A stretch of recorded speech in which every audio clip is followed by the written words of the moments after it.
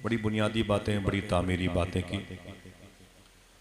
अब मैं आप हज़रात की बज़्म मोहब्बत में हूँ और बहुत देर हो रही है। सबके साथ मजबूरियाँ हैं, मुफ्ती साहब को भी कहीं जाना है और मैं अपने घर से बगदाद शरीफ जाने के दिन निकला हूँ। मुझे यहाँ से सीधे गौस पाक की बारगाह में जाना है। सुभान सुभान। मुजफ्फरपुर से शाम कल दोपहर की फ़्लाइट है दिल्ली से मुझे कल गौस पाक की बारगाह में शाम को सुबह जाना है। 4-5 दिन के बाद फिर हाफिज़ सलमान साहब का सफ़र है। आप में से बहुत से लोग होंगे जिनका सफ़र है, तो सबके साथ ये ज़िंदगी, ये जुड़ी हुई मुसाफरत की बहारें हैं, लिपटी हुई हैं। और मैं भी थोड़ी देर के लिए आप हज़रात की बज़्म मोहब्बत में आया हूँ और ये हुजूर का ज़िक्र है। लोग बहुत कम हैं लेकिन भीड़ बहुत ज़्यादा है। इस कस्बे में लोग बहुत कम हैं लेकिन भीड़ बहुत ज़्यादा है। क्यों? ये हुजूर के ज़िक्र का कमाल है। हुजूर की बातों में इतनी लज्जत है, इतनी मकनातीसियत है, इतना मैग्नेट सिस्टम है हुजूर का ज़िक्र, इतना मिठास है हुजूर की बातों में कि हुजूर का ज़िक्र आप जंगल में करें वहाँ भी 10-20 लोग आ जाएं। यही नहीं, हकीमुल उम्मत अल्लामा अहमद यार खान नईमी रहमतुल्लाह अलैह फरमाते हैं 50,000 साल के बराबर का एक दिन मैदान महशर का होगा क्या? इतनी लंबी एक दिन की घड़ियां मैदान महशर में 6 मानेदारत किस काम की? 50,000 साल के बराबर का एक दिन होगा। तो हकीमुल उम्मत अल्लामा अहमद यार खान नईमी फरमाते हैं होगा क्या? तो आपने फरमाया 49,000 11 महीने 29 दिन 17 घंटे सिर्फ हुजूर का और हुजूर के रब का जिक्र होगा। सुभान सुभान। 5 घंटे हिसाबो किताब के। सुभान। ये हकीमुल उम्मत ने कहा। मैंने नाम न लिया होता तो अभी लोग मेरा कुर्ता पकड़ के खींचते। सबूत दीजिए आप। अल्लामा अहमद यार खान नईमी फरमाते 49,000 11 महीने 29 दिन 17 घंटे सिर्फ अल्लाह उसके रसूल का जिक्र होगा। 5 घंटे में हिसाबो किताब हो जाए। सोचो कि अल्लाह को अपने रसूल का और रसूल को अपने रब का कितना जिक्र पसंद है। ये जिक्र बड़ा बाबरकत होता है। इस जिक्र की बरकतों का अंदाजा इससे लगाएं, पहले के दौर में औरतें जो उनके बच्चों को, अपने बच्चों को गोद में लेके बैठती थी तो बच्चे रोते थे, तो उनकी सहेलियां कहती थी मेरी बहन अपने बच्चे को किसी हकीम को, किसी तबीब को, किसी मुस्तशफा हॉस्पिटल में जाके दिखा दे। तो वो लड़कियां कहती थी चल चल चल मुझे मशवरे मत दे, मैं कहीं नहीं लेके जाऊंगी। 2-3 दिन के बाद मेरे दरवाजे पर हुजूर की मिलाद की महफिल होने वाली है। अपने बच्चे को हुजूर की मिलाद की महफिल में लेके जाऊंगी, मेरा बच्चा हुजूर की बातें, हुजूर की नातें सुनते सुनते शिफा पा जाए। बूढ़े लोग अपनी कमजोरी के अयूब व नकाइस पर तबीस चादरें डालने के लिए नात की महफिलों का सहारा लेते थे। माजूर जहनों के लोग हुजूर की महफिलों का इंतजार करते थे। अल्लाह का लाख लाख शुक्र है, आज उसी मोहब्बत के मसलक व मशरब के परस्तार आप भी हैं कि हुजूर की शमा रोशन हुई जिक्र की। ये बहाउद्दीनपुर ये जो रिकॉर्डिंग हो रही है, लोग सोचते होंगे ये महफिल कहाँ है। मैं बता दूं कि आजमगढ़ ये इल्म अदब की ज़मीन है। सरकार लत्था शाह जैसे अजीम बुजुर्ग जिस ज़मीन पर मौजूद हैं, हुजूर हाफिज़ मिल्लत जहाँ आराम कर रहे हैं, सरकार मुफ्ती आज़म आलम के खलीफा ताजुश शरिया के हम सबक साथी अल्लामा मलिक ज़िया शाह साहब क़िबला जैसी अबकरी शख्सियत जहाँ पर मौजूद है, सरकार हुजूर भैया जी रहमतुल्लाह अलैह की मुबारकपुर में बारगाह और हुजूर मुफ्ती अब्दुल मन्नान शाह साहब की। और मालूम है ये जो अशरफिया का मुबारकपुर है, ये मुबारक किसके नाम से? मेरे घर से 10 किलोमीटर के फासले पर सिलसिले चिश्तिया के बड़े अजीम बुजुर्ग हैं जो मखदूम हुसामुल हक मानीपुर शरीफ के नाम से हैं। उनके पीर का नाम है नूर आलम पंडवा शरीफ। वो बेटे और मुरीद और खलीफा है कुतुब आलम पंडवा शरीफ के। कुतुब आलम कौन है? सरकार मखदूम शब जहांगीर समनानी के पीर कामिल। और वो सिलसिला मखदूम अखी सराज से महबूब इलाही तक पहुंच गया है। उनके 2 बेटे और 2 खलीफा हैं, मखदूम राजे हामिद शाह और राजे मुबारक शाह। उसी मुबारक के नाम से ये कस्बा अशरफिया का मुबारकपुरा। क्या बात है, अल्लाह का शुक्र है ये बुजुर्गों की ज़मीन। थोड़ी देर बैठे हैं, हुजूर की बातें करें। मेरे भाई एहसान शाकिर साहब तशरीफ फरमा है और असद साहब आ जाएंगे। देर बहुत हो गई, मैं 10 बजे माइक लेने वाला आदमी। मैं तो समझता हूँ कि जब सिर्फ माइक वाला हो तभी पहुँच लिया जाए। एकदम जब सिर्फ माइक वाला हो तभी शुरू कर दिया जाए, लेकिन लोगों की मोहब्बतें नहीं, मुफ्ती साहब के की बुनियादी बातें। समझे आप? तो हुजूर का जिक्र सुनने के लिए तैयार है माशाल्लाह, गर्मी भी है। हाँ, तवज्जो दीजिएगा आप। माशाल्लाह, बहुत बहुत शुक्रिया। शायर ने कहा था, तमन्ना मैं कशों की जब सुनी जन्नत में पीने की, तमन्ना मैं कशों की जब सुनी जन्नत में पीने की, तो हदें तूने मिला दी हौज़े कौसर से मदीने की, और नसीमे सुबह की जामा तलाशी ली गई जिस दम, गुलों पे खुल गई चोरी मोहम्मद के पसीने की, गुलों पे खुल गई चोरी मोहम्मद के पसीने की। ये उस्ताद कमर जलालवी साहब, बहुत बड़ा नाम था शेर के हवाले से। बहरहाल मैं इस महफिल में बैठा हुआ हूँ, तेजी के साथ सलाम करूँ जवाब दें, दरूद पढ़ के अपनी बात शुरू करते हैं। अस्सलामु अलैकुम व रहमतुल्लाहि व बरकातुहू। 7-8 मिनट तो इसी में हो गए। अब अगर 2200 रुपए के हिसाब से जोड़ लिया जाए तो 1400-1500 रुपए तो इसी काम में समझ रहे हैं। दरूद शरीफ के हवाले से मैं एक बात 2-3 सालों से कहता चला आया। प्रोफेसर वासिफ अली वासिफ से पूछा, इसका इको भाईजान बंद कर दें, बहुत अच्छा माइक। प्रोफेसर वासिफ अली वासिफ से पूछा गया कि दरूद पढ़ने की शर्त क्या है, तो वासिफ अली वासिफ कहते हैं कि दरूद पढ़ने की एक शर्त है। कितनी? आवाज नहीं आई। एक शर्त है। बोले वो क्या? तो वासिफ अली वासिफ कहते हैं कि दरूद पढ़ने वाला और जिस नबी पर दरूद पढ़ा जाए, दोनों का जमाना एक होना चाहिए। क्या बात, वाह। नहीं समझे? मैं रिवर्स करूं इसे। वाह वाह। दरूद पढ़ने वाला और जिस नबी पर दरूद पढ़ा जाए, दोनों का जमाना एक होना चाहिए। 200 साल पहले जो लोग आजमगढ़ इलाके में थे, इंतकाल कर गए, क्या उनके नाम से कोई खत भेजेंगे? आपका जवाब होगा नहीं भेजेंगे। समझ रहे हैं? ऐसे ही दरूद साहिब दरूद की मौजूदगी में पढ़ा जाता है। समझ रहे हैं? हुजूर हो तो फिर हुजूर पर दरूद पढ़ा जाए। दरूद पढ़ने की एक शर्त यही है कि दरूद पढ़ने वाला और जिस नबी पर दरूद पढ़ा जाए, दोनों का जमाना एक होना चाहिए। तो उसने कहा इसका मतलब हम दरूद ना पढ़ें? कहा क्यों? कहा हम हुजूर के दौर में नहीं है। हुजूर 1400, अब तो 1500 साल हो रहा आने वाले साल में इंशाअल्लाह। हुजूर 1400-1500 साल पहले मक्के शरीफ में आए, मदीने पाक में आराम कर रहे हैं। हम गैर मुनक़सिम हिंदुस्तान में आए, हमने तो हुजूर का ज़माना नहीं पाया, हम दरूद ना पढ़ें? तो वासिफ अली वासिफ कहते हैं ये सच है कि तू हुजूर के ज़माने में नहीं था, लेकिन ये भी हकीकत है कि हुजूर तो तेरे ज़माने में है। अकीदे की बात है, हुजूर तो तेरे ज़माने में है। उसने कहा ये हुजूर का ज़माना है? बोले बिल्कुल। बोले सबूत क्या है? तो कहते हैं कि वक्त पर सूरज निकलता है डूबता है, यानी कोई है जिसकी वजह से निकलता है वक्त पर, जिसकी वजह से डूबता है।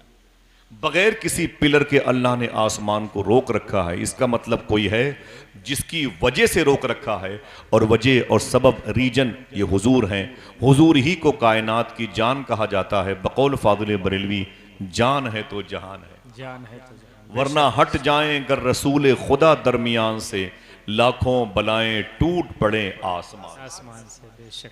हुजूर सूफी साहब किबला से पूछा गया, इलाहाबाद के उस दुर्वेश के नाम, उससे पूछा गया दरूद पढ़ने का तरीका क्या है? तो सूफी साहब कहते हैं वही तरीका है जो नमाज पढ़ने का है। अल्लाह। वही तरीका है जो नमाज पढ़ने का है। पूछा गया नमाज पढ़ने का तरीका क्या है? तो सूफी साहब कहते हैं कि हुजूर ने इरशाद फरमाया ऐसे नमाज पढ़ो या तुम खुदा को देख रहे हो या खुदा तुम्हें देख रहा है। तो फिर कहते हैं ऐसे ही दरूद पढ़ो या तुम नबी को देख रहे हो या नबी तुम्हें देख रहा है। मैंने जिनका नाम लिया होंगे 100 पेज की किताबें दरूद शरीफ की हैं। साजिद भाई उनके नाम पर तस्करे पर मुझे बैंड है, मुझे पाबंदी है उनका नाम लेने पर। हाँ, 100 सफ़े की किताबें लिखी हैं बगैर नुक्तों के लिखी हैं, उसके उर्दू तर्जुमे किए हैं बगैर नुक्तों के। इराक के बड़े बड़े उलमा इकराम ने जिन किताबें पढ़ के कहा था इतना बड़ा आलिम तो इराक में नहीं है। समझे? उस दुर्वेश की बात करता हूं। वो कहते हैं दरूद इस हवाले से इस तरीके से पढ़ना चाहिए, हाजिरी का तरीका, हुजूरी का अंदाज होना चाहिए।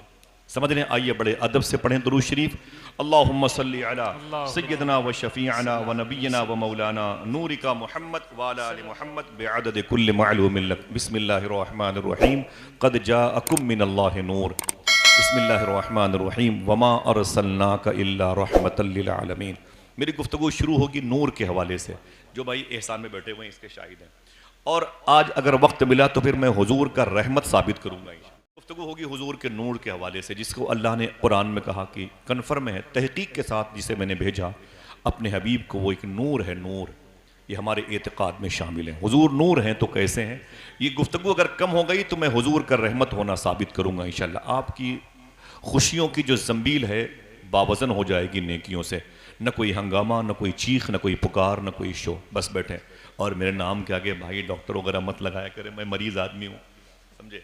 हाँ, ये सब मुझे रास नहीं आता। रोज़ाना मुझे दोस्तों को कहना पड़ता है उनके हाथ पाँव दबा के, अल्लामा वगैरह कुछ नहीं, दुआ करो मेरा ईमान पर खात्मा। आमीन। ठीक है, बहुत बहुत शुक्रिया आपसे।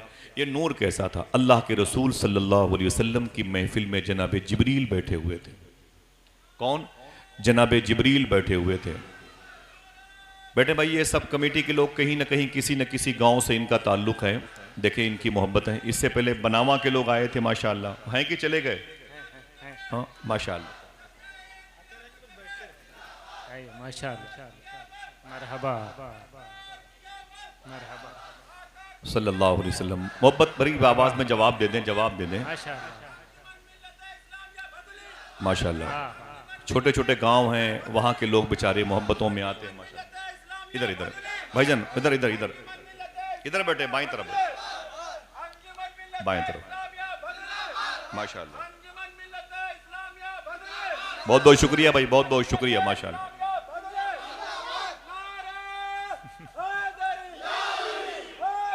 या अली, इधर बाएं तरफ, बाएं तरफ, इधर कहाँ जा रहे हैं भाईजान? बाएं तरफ बच्चे बैठे हैं, जवान बैठे हैं। अपने भाइयों का मैं सबका इस्तकबाल करता हूँ। सुने आप, अल्लाह कहता है कि मैं वो मैंने जिसे भेजा उसे नूर बना के, बातें याद कीजिएगा, नूर बना के भेजा है। हुजूर नूर हैं तो कैसे हैं? अल्लाह के रसूल सल्लल्लाहु अलैहि वसल्लम के सामने जिब्रील बैठे थे। जिब्रील फरिश्तों के सरदार हैं, हुजूर रसूलों के सरदार हैं। हुजूर ने जिब्रील से कहा था, ए जिब्रील तुम्हारी उम्र कितनी है? तो जिब्रील ने सीधे सीधे नहीं बताया कि मेरी उम्र इतनी है, ये नहीं बताया। हुजूर ने पूछा जिब्रील तुम्हारी उम्र कितनी है? तो जनाब जिब्रील ने कहा था, हुजूर मुझे याद नहीं है, हुजूर मुझे याद नहीं मेरी उम्र कितनी है। हाँ, इतनी बात मुझे याद है, अर्श आज़म के ऊपर चौथे पर्दे पर चौथे हिजाब में एक तारा 70,000 साल के बाद चमकता था, उसे मैंने 72,000 मरतबे देखा है। एक मिनट, सुभान अल्लाह कहने से पहले सोच ले हम क्या कह रहे हैं, फिर मैं इसे रिवर्स करता हूं। वो कहते हैं कि 70,000 साल के बाद एक तारा चमकता था, उसे मैंने 72,000 मरतबे देखा है। जरा सोचो, जब जिब्रील की उम्र का अंदाजा नहीं कर सकते तो हुजूर की उम्र का अंदाजा क्या कर लिया जाए? हुजूर ने मालूम है उसके बाद क्या फरमाया? हदीस शरीफ मौजूद है। सूफिया कहते हैं कि हुजूर का कौल माहसल निचोड़ इस सूरत में था कि हुजूर ने अपने इमाम शरीफ के इस हिस्से को ज़रा सा पीछे किया तो जनाब जिब्रील हुजूर के कदम से लिपट गए और कहने लगे, आका वो तारा जो 70,000 साल के बाद चमकता था, जिसे मैंने 72,000 मरतबे देखा है, इस वक्त वही तारा आपकी पेशानी पे चमक रहा है। इसीलिए एहसान भाई जैसे शोरा कराम लगाते हैं नारे, नूर वाला आया है, नूर लेकर आया है। आवाज नहीं आई, नूर वाला आया है, नूर लेकर आया है। जरा हाथों को उठाएं, नूर वाला आया है, नूर लेकर आया है। हुजूर नूर हैं तो कैसे हैं? सबसे पहला इंसान जमीन पर आया जिसे हजरत आदम अलैहिस्सलातु वस्सलाम कहते हैं। इसीलिए इनको फर्स्ट मैन कहा जाता है, अबुल इंसान कहा जाता है, अबुल बशर कहा जाता है। इनके एक बेटे हैं शीस अलैहिस्सलाम, जो आपके अयोध्या शरीफ में 70% राइटर्स, मुअर्रिखीन और मुअल्लिफीन की नज़र में वो शीस अलैहिस्सलाम की मज़ार शरीफ है। 30% लोगों ने एहतियाती कलम उठाया है, अभी मैं 70% लोगों की बात कर रहा हूँ। जनाब शीस अलैहिस्सलाम आदम अलैहिस्सलातु वस्सलाम के बेटे हैं। आदम अलैहिस्सलातु वस्सलाम ने अपने बेटे से कहा, अय मेरे बेटे शीस, ये पहले आदमी हैं और अपने बेटे से कहते हैं, याद रखना, पैदा करने वाला खुदा फर्स्ट मैन अपने बेटे से कहता, अय मेरे बेटे शीस, मेरे दुनिया से जाने का वक्त करीब है, मैं दुनिया से जा रहा हूँ, लेकिन एक बात याद रखना, जब कोई दिक्कत कोई परेशानी आए तो फिर मोहम्मद के नाम का वसीला देना। चुपके से बोलें सल्लल्लाहु अलैहि वसल्लम, और मोहब्बत से बोलें बस। बहुत बहुत शुक्रिया, यही आवाज़ आनी चाहिए आपकी। तो जनाब आदम अलैहिस्सलातु वस्सलाम ने कहा कि मोहम्मद के नाम का वसीला देना, तो शीस अलैहिस्सलाम अदब में खड़े हो गए, बोले बाबा जान आप पहले आदमी हैं, आपको इसीलिए अबुल इंसान कहा जाता है, अबुल बशर कहा जाता है। ये मोहम्मद कौन है? तो जनाब आदम अलैहिस्सलातु वस्सलाम ने कहा ये सच है मैं अबुल इंसान हूँ, लेकिन ये मोहम्मद, अगर मैं इंसानों का बाप हूँ तो ये मोहम्मद रूहों के बाप हैं, इनको अबुल अरवाह कहा जाता है। सुभान अल्लाह, सुभान अल्लाह। बोले आपको कैसे पता चला कोई मोहम्मद भी है? आप पहले आदमी, मैं आपका बेटा, पैदा करने वाला खुदा, ये तीसरे दरमियान में मोहम्मद कहाँ से आ गए? तो हजरत आदम अलैहिस्सलातु वस्सलाम ने कहा था, ऐ मेरे बेटे शीश, जब मैंने जन्नत में अपनी आंख खोली तो क्या देखा? दरख्तों की हर पत्ती पर जहाँ पर अल्लाह का नाम लिखा था वहीं मोहम्मद भी लिखा था। तो मेरे दिल से आवाज़ आई, अल्लाह वो जिसने दुनिया बनाई, मोहम्मद वो जिसकी वजह से दुनिया बनाई है। ये कायनात की डिलीवरी का सबब है हुजूर, मकसूद कायनात है हुजूर। मैं यकीन कर लिया। और सुन मेरे बेटे शीश, मैं दुनिया से जा रहा हूँ, तेरे बाद तेरी औलादें नबी और रसूल बन के आएंगी। कोई नूह अलैहिस्सलाम के पैकर में, कोई याकूब बन के, कोई यूसुफ बन के, कोई सुलेमान बन के, कोई दानियाल बन के, कोई जुल्किफल बन के, कोई यूशा बिन नून बन के, कोई स्वाले बन के, कोई हूद बन के, कोई ईसा बन के, कोई मूसा बन के, कोई इब्राहीम बन के। हर नबी का यही काम होगा, अपनी उम्मत से वो यही कहेंगे, ऐ मेरी उम्मत के लोगों, अपने दिलों को पाक साफ कर लो, रसूलों के सरदार आने वाले। जमीन पर अदब की चटाई बिछा दो, आमीना का लाल आने वाला है। सब एक अनाउंसर, एक संचालक, एक नाजिम की हैसियत से आने वाले हैं। सुभान अल्लाह। और मैं भी इसी काम के लिए आया था और तू भी इसी काम के लिए आया था। मेरी पेशानी पर जो नूर चमकता है, नूर मोहम्मदी, जब ये ज़मीन पर आएगा तो इनकलाब बर्पा होगा। वही नूर मोहम्मदी सल्लल्लाहु अलैहि वसल्लम जिसका जिक्र कुरान में अल्लाह ने किया, कद जाअकुम मिनल्लाहि नूर।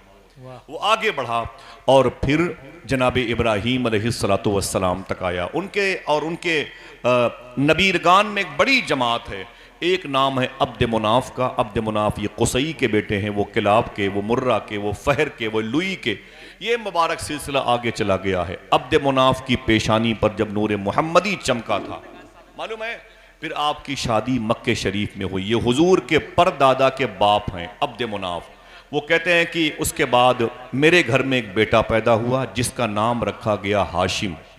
ये हुजूर सल्लल्लाहु अलैहि वसल्लम के सगे परदादा हैं जिनका नाम रखा गया हजरत हाशिम। हजरत हाशिम जब ये ज़मीन पर पैदा हुए मक्के शरीफ में और बड़े हुए तो इनकी पेशानी पे नूर मोहम्मदी चमका। इनसे लोगों ने कहा कि अय हाशिम, तुम जहाँ पर अपना पाँव रखते हो और जब पाँव उठाते हो तो वहाँ की मिट्टी कई कई दिनों तक महकती है। आप फरमाते हैं इसमें मेरा कोई कमाल नहीं, सारा कमाल नूर मोहम्मदी का है। ये हुजूर सल्लल्लाहु अलैहि वसल्लम के सगे परदादा हैं। आप सल्लल्लाहु अलैहि वसल्लम के सगे परदादा की शादी आप बिजनेस करने के लिए बसरा की तरफ गए थे। वापस जब मदीना हो के मक्का आ रहे थे तो मदीने शरीफ में ख़ानदान है जिसे ख़ानदान बनु नज्जार कहा जाता है। जिस ख़ानदान के लोगों ने आपको देख लिया और रोक लिया और आपकी पेशानी पर नूर मोहम्मदी देखी तो लालच में पड़ गए और कहने लगे कि अय हाशिम, तुम्हारी शादी हुई? कहा नहीं। किसके बेटे हो? कहा अब्द मुनाफ के। अब्द मुनाफ कौन है? कहा ये काबे का मुतवल्ली है, काबे का मुजावर है और ये ज़व्वारे काबा की खिदमत करने वाला है। सब ने कहा अय हाशिम, अगर तेरी शादी नहीं हुई तो मदीने में शादी कर ले। हुजूर के परदादा से कहा गया शादी कर ले। लड़की का नाम है हजरत सलमा, लड़की कबीले बनु नज्जार की है, कर ले। आपने कुछ शर्तों से रिश्ता मंजूर कर लिया। हुजूर के परदादा जनाबे हाशिम की शादी मदीने शरीफ में हजरत सलमा से हुई। जब ये दोनों मियाँ बीवी इकट्ठा हुए तो इनके घर में एक बेटा पैदा हुआ। दुनिया उसी को हजरत अब्दुल मुत्तलिब के नाम से जानती है। ये अल्लाह के रसूल सल्लल्लाहु अलैहि वसल्लम के सगे दादा हैं। जनाब अब्दुल मुत्तलिब कहते हैं मेरी ये शान थी नूर मोहम्मदी की वजह से, जब मेरे करीब कोई मरीज जानवर, कमज़ोर जानवर मेरे साए से गुजरता था तो अल्लाह उसे भी शिफा अता फरमा देता था। लोग कहते थे बीमार जानवर तेरे साए में आके शिफा पाते हैं। अय अब्दुल मुत्तलिब बड़े कमाल वाला है।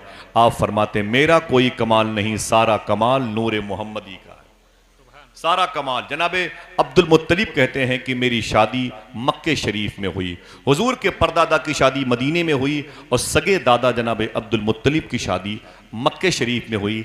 जिस लड़की से उनकी शादी हुई उस लड़की का नाम था हजरत फातिमा। एक मरतबे कोई एक शख्स ये नाम ले सकता है, हजरत फातिमा। ये हुजूर की दादी हैं। ऐसे बैठे रहिएगा, ठीक है? ऐसे बैठे रहिएगा। हुजूर की ये सगी दादी है, इनका नाम हजरत फातिमा है। अब ये दोनों रूहें जब इत्तिसाल का शरफ पाती हैं, ये दोनों जिस्म जब इकट्ठा होते हैं तो इनके घर में अब वो असल ज़ात की आमद होती है, जिसको नूर मोहम्मदी का सेंट्रल पॉइंट कहा जाता है। हुजूर सल्लल्लाहु अलैहि वसल्लम के सगे अब्बू हजरत अब्दुल्ला रदी अल्लाह तआला अन्हु पैदा हो गए। मक्के शरीफ में नूर मोहम्मदी उनकी पेशानी पर चमका। जनाब अब्दुल्ला हुजूर के अब्बू कहते हैं, मैं मक्के शरीफ में पैदा हुआ, जब मैं पेड़ों के साए से गुजरता था तो दरख्तों की पत्तियां मुझे झुक झुक के सलामी करती थीं और कहती थीं, अय अब्दुल्ला मुबारक हो, रसूलों के सरदार तेरी पेशानी पे चमकते। जनाब अब्दुल्ला कहते हैं कि मैं आहिस्ता आहिस्ता जवान हुआ तो मेरी पेशानी पर जब नूर मोहम्मदी चमका ना, जब चमका तो मक्के शरीफ में एक जादूगरनी थी, उसने मुझे देख लिया और रोक के कहा कि नाम, मैंने कहा अब्दुल्ला। बेटे किसके हो? मैंने कहा हाशिम के। पोते किसके? मैंने कहा अब्द मुनाफ के। बोले ओ, बाबे काबा की चाबियां तेरे जद के हाथ में है? मैंने कहा हाँ। बोले बड़ा ऊंचा स्टेटस है, शादी हुई? तो मैंने कहा नहीं। बोले मुझसे शादी करेगा? तो जनाब अब्दुल्ला ने कहा क्यों? कहा तेरी पेशानी पर एक नूर चमकता है, मुझे लालच पड़ रही है वो नूर मेरे शिकम में आ जाए। जनाब अब्दुल्ला ने इनकार कर दिया। ईसाइयों और यहूदियों को पता चल गया कि वो नूर मोहम्मदी ज़मीन पर आने वाला है, जिससे मेरी हुकूमतों में भौचाल आ जाएगा। ज़मीन पर दो सुपर पावर हुकूमत थी, एक को रूम कहते थे जिसको आज इटली कहते हैं, एक को ईरान का फारस कहते थे जिसको उस वक्त मदायन कहा जाता है। समझ रहे हैं? ये दो बड़ी सुपर पावर हुकूमतें, इनके नजूमियों ने कह दिया था वो नबी आने वाला है जिसके कदम की ठोकर से कुफ्र में जलजला आएगा। ईसाई हुजूर के अब्बू को कत्ल करने के लिए मक्के शरीफ के पहाड़ों में छुपे रहते थे और बड़ी लंबी लंबी साजिशें रखते थे। जनाब अब्दुल्ला कहते हैं कि मैं तलवार लेकर के मैं सफ़र पे था और मक्के के कुछ पहाड़ों के बीच से गुजर रहा था। 70 ईसाइयों ने मुझ पर हमला कर दिया। उनके हमले बड़े ख़तरनाक थे, बड़ी साजिश उनकी कामयाब हो जाती, लेकिन अल्लाह ने मुझे बचा लिया। मैंने तलवार निकाली, एक तलवार ने 70 तलवारों का मुकाबला किया, 70 तलवारों का मुकाबला किया। जनाब हजरत अब्दुल्ला कहते हैं मेरी तलवार उनकी तलवारों की खनक की आवाज़ सुन के एक बूढ़ा बुजुर्ग भी आ गया। देखा तो अकेले तलवार 70 तलवारों के मुकाबले में है, मेरा सपोर्ट किया उसने। बिल आखिर 70 ईसाई कुछ मारे गए, कुछ भाग गए। मैंने अपनी तलवार को यूं साफ किया और साफ करके उसे म्यान में जैसे रखा, वो बूढ़ा मेरे सामने आ गया। उसने कहा बेटे नाम क्या है? मैंने कहा लोग मुझे अब्दुल्ला कहते हैं। बोले बड़े बहादुर मालूम होते हो। मैंने कहा क्यों? बोले अकेले 70 लोगों को तुमने मौत के घाट उतार दिया। तुम किसके बेटे हो? मैंने कहा अब्दुल मुत्तलिब का बेटा हूँ। जैसे उसने मेरी पेशानी पर नूर मोहम्मदी देखा, उस बूढ़े ने मुझसे कहा तेरी शादी हुई? तेरी शादी हुई? कोई बात नहीं, इधर देखें भाई, इधर देखें, इधर देखें, कोई बात नहीं, बहुत अच्छा इंतजाम है, कुछ ना कुछ तो जाहिर सी बात है। जल्सों की मकबूलियत में जब कोई बात नजर आने लगती है ना, तो नफ्स और शर की तरफ से भी कुछ इस किस्म की बातें होती है। आप बैठ रहे हैं, मुझे इतना अच्छा लग रहा है, खुदा की कसम कि मैं क्या बताऊं आपसे। बस मेरी ख्वाहिश है कि आप मुझे बगदाद शरीफ में याद आ जाएं इंशाल्लाह, ताकि आप सबका मैं सलाम नियाज पेश कर दूं इंशाल्लाह। दुआ करें जैसी भी आवाज़ें सुने, किसी का दिल न टूटे इंशाल्लाह। मेरे हुजूर की बातें मुझसे सुन लें। मैं यहाँ पर ड्रामे नहीं सुना रहा हूँ, उमर शरीफ के, कपिल शर्मा के खेल कूद करें। आप थोड़ी सी बात सुन लें हुजूर की पैदाइश के, शायद आपके दिलों को नरमी मिल जाए, आपके दिलों को ठंडक मिल जाए, आपका दिल मुतमईन हो जाए। सूफिया कहते हैं जो औरतें पत्थर दिल हों या उनके शौहर पत्थर दिल हों, दोनों मियाँ बीवी को हुजूर की बातें सुनाया करें। हुजूर का जिक्र उनके पत्थर दिलों को मोम बना देगा। समझ रहे हैं आप? सुभान आप इन बातों को कोई और काम ना करिए। मोबाइल ये व्हाट्सअप ये फेसबुक ये सब छोड़ें। 30 साल मैंने सब कर लिया बैठे बैठे। मैं चाहता हूं कि जरा सा अदब से बैठे ताकि दिल भी मुसलमान हो जाए। अभी तो लिबास हैं मुसलमान, दिल मुसलमान हो जाए। जनाब अब्दुल्ला कहते मुझसे उस बूढ़े ने कहा नाम? मैंने कहा अब्दुल्ला। बाप का नाम? मैंने कहा अब्दुल मुत्तलिब। बोले दादा? मैंने कहा हाशिम। परदादा अब्द मनाफ। बोले बड़े ऊंचे स्टेटस के हो, बड़ा ऊंचा ओहदा पाया है, ये बताओ तुम्हारी शादी हुई? मैंने कहा मेरी शादी नहीं हुई। उसने कहा मेरी एक बेटी है, उससे शादी करेगा? तो जनाब अब्दुल्ला कहते हैं उस बुजुर्ग से तेरा नाम क्या है, तेरी बीवी का नाम क्या है, तेरी बेटी का नाम क्या है? मैं उनका उनकी बीवी का नाम 3 मरतबे लूंगा। बेटे मेरे भाई सामने देखिए, मुफ्तियाने किराम बैठे हुए, देखिए साहिब, मैं 3 मरतबे ये नाम लूंगा। सूफिया कहते हैं कि हुजूर गौस पाक ने फरमाया था जिसकी दुआएं कबूल न हो, इन दोनों नाम को वसीले के तौर पर लेके आए, अल्लाह उसकी दुआएं कबूल कर लेगा। ये नाम का अभी हमें असर आफरीनी का इल्म नहीं है, सुन लें, तालीम की कमी से हमको बताना पड़ता है कि ये नाम किसका है, लेकिन सुन लें। बहुत बहुत शुक्रिया आपका। तो जनाब अब्दुल्ला कहते हैं तेरा नाम क्या है? उसने कहा वहाब मेरा नाम है। वाव तो चश्मी है, बा वहाब। फरमाया तुम्हारी बीवी का नाम क्या है? उस बूढ़े ने कहा मेरी बीवी का नाम है बर्रा। मेरा नाम वहाब है, मेरी बीवी का नाम बर्रा है। मेरा नाम वहाब है, मेरी बीवी का नाम बर्रा है। ये दो नाम याद रखिएगा। तो जनाब अब्दुल्ला ने कहा कि तेरी बेटी का नाम क्या है जिससे तू मेरी शादी करना चाहता है? देखना कौन सुभान अल्लाह कहता है। उस बूढ़े ने कहा मेरा नाम वहाब है, मेरी बीवी का नाम है बर्रा, और जिस बेटी से तेरी शादी करना चाहता हूँ उसका नाम बीबी आमीना रदी अल्लाह तआला अन्हा है। सुभान अल्लाह। इतना सुना तो जनाब अब्दुल्ला कहते हैं मेरी समातों में रस घोलती हुई आवाज़ें। नाम बड़ा प्यारा था, नाम के अंदर जाज़बियत थी, नाम के अंदर मिठास थी, नाम के अंदर मैग्नेट सिस्टम था। मैं मुतासिर हुआ, मैंने कहा बेइज़्निल्लाह रब ने चाहा तो मेरी शादी होगी। मैं घर वापस आया। जनाब अब्दुल्ला कहते हैं कि मैंने घर वालों से बात की, अल्लाह की तौफीक से बेइज़्निल्लाह मेरा रिश्ता जनाब बीबी आमीना से हो गया। आप कह दें मोहब्बत के साथ सुबहान अल्लाह। यानी हुजूर के अब्बू की शादी हुजूर की माँ अम्मी आमीना से हो गई। अब क्या पता चला कि हुजूर के अब्बू का नाम अब्दुल्ला, क्या नाम है? अब्दुल्ला। जो मैं कहूँ उसे दोहरा दीजिए। हुजूर के अब्बू का नाम अब्दुल्ला, क्या नाम है? अब्दुल्ला। और हुजूर की माँ का नाम बीबी आमीना, हुजूर की माँ का नाम हज़रत आमिना, और नाना का नाम जनाब वहाब है। हुजूर की नानी का नाम मखदूमा बर्रा है, और हुजूर के दादा का नाम अब्दुल मुत्तलिब है, याद रखिएगा। और हुजूर की दादी का नाम जनाब फातिमा है, परदादा जनाब हाशिम है, और परदादी मखदूमा सलमा है। आगे सिलसिला चला गया है। हुजूर सल्लल्लाहु अलैहि वसल्लम के अब्बू की शादी, बड़ी रवायतें आई हैं। अगर मैं चुपके से बता दूं किस महीने हुई तो सुभान अल्लाह कहोगे? क्या कहना, बेशक सुभान अल्लाह। बोलो भाई, कहोगे? हुजूर सल्लल्लाहु अलैहि वसल्लम के अब्बू की शादी रजब शरीफ के महीने में हुई। सुभान अल्लाह, सुभान अल्लाह, फिर सुभान से बोल दें, सुभान अल्लाह। इसे अपने बहनों को अपने भाइयों को बताइएगा इंशाअल्लाह। इंशाअल्लाह। रजब शरीफ के महीने में हुजूर के अब्बू की शादी हुई। अब देखें कोई हिले भी ना भाई, हर दूसरा तीसरा शख्स साहिब औलाद मेरे सामने बैठा हुआ है। चुपके से बात करूंगा, माँ बहनें भी सुनती हैं ये सब, ये वीडियोग्राफी के ज़रिए से वो भी अपने घरों में हुजूर की बातों से लुत्फ़ अंदोज़ होती हैं, सुकून महसूस करती हैं, तमानियत क़ल्बी हासिल करती हैं। उनको भी हक़ है हुजूर पर नात, हुजूर पर दुरूद पढ़ने का, बल्कि उनको तो ज़्यादा हक़ है क्योंकि हुजूर के आने से उनकी जान भी बची है, उनका ईमान भी बचा है। सुभान अल्लाह। ठीक है, इसलिए मैं बात ज़्यादा ओपन नहीं करूँगा, लेकिन हाथ जोड़ गुजारिश है, इसे सुन लीजिए। हुजूर की माँ फरमाती रजब शरीफ में मैं अपने शौहर के निकाह में आई। ये ज़ौजा हैं जनाब अब्दुल्ला की बीबी आमिना। जनाब अब्दुल्ला ज़व्वज हैं बीबी आमिना, बेशक उनके शौहर है। ठीक है, बीबी आमिना फरमाती हैं रजब शरीफ में जुमा की रात थी। कौन सी? जुमा। सुनना गौर से वरना बात निकल जाएगी। रजब शरीफ में जुमा की रात थी, मैं अपने शौहर के साथ बिस्तर पे लेटी हुई थी। हुजूर की माँ कहती हैं रजब शरीफ में जुमा की रात थी, मैं अपने शौहर के साथ बिस्तर पे लेटी हुई थी। उसी रात, जो समझेगा वो सुभान अल्लाह कहेगा, उसी रात नूर मोहम्मदी, रजब में जुमा की रात, नूर मोहम्मदी मेरे शौहर की पेशानी से निकल करके मेरे शौहर की पुश्त में आया, और मेरे शौहर की पुश्त मुबारक से मेरे शिकम मुबारक में आया। अगर हो सके तो हाथ उठा के कह दें अस्सलातु वस्सलामु अलैका या रसूल अल्लाह, या रसूल। बोले बोले सुभान अल्लाह। अस्सलाम।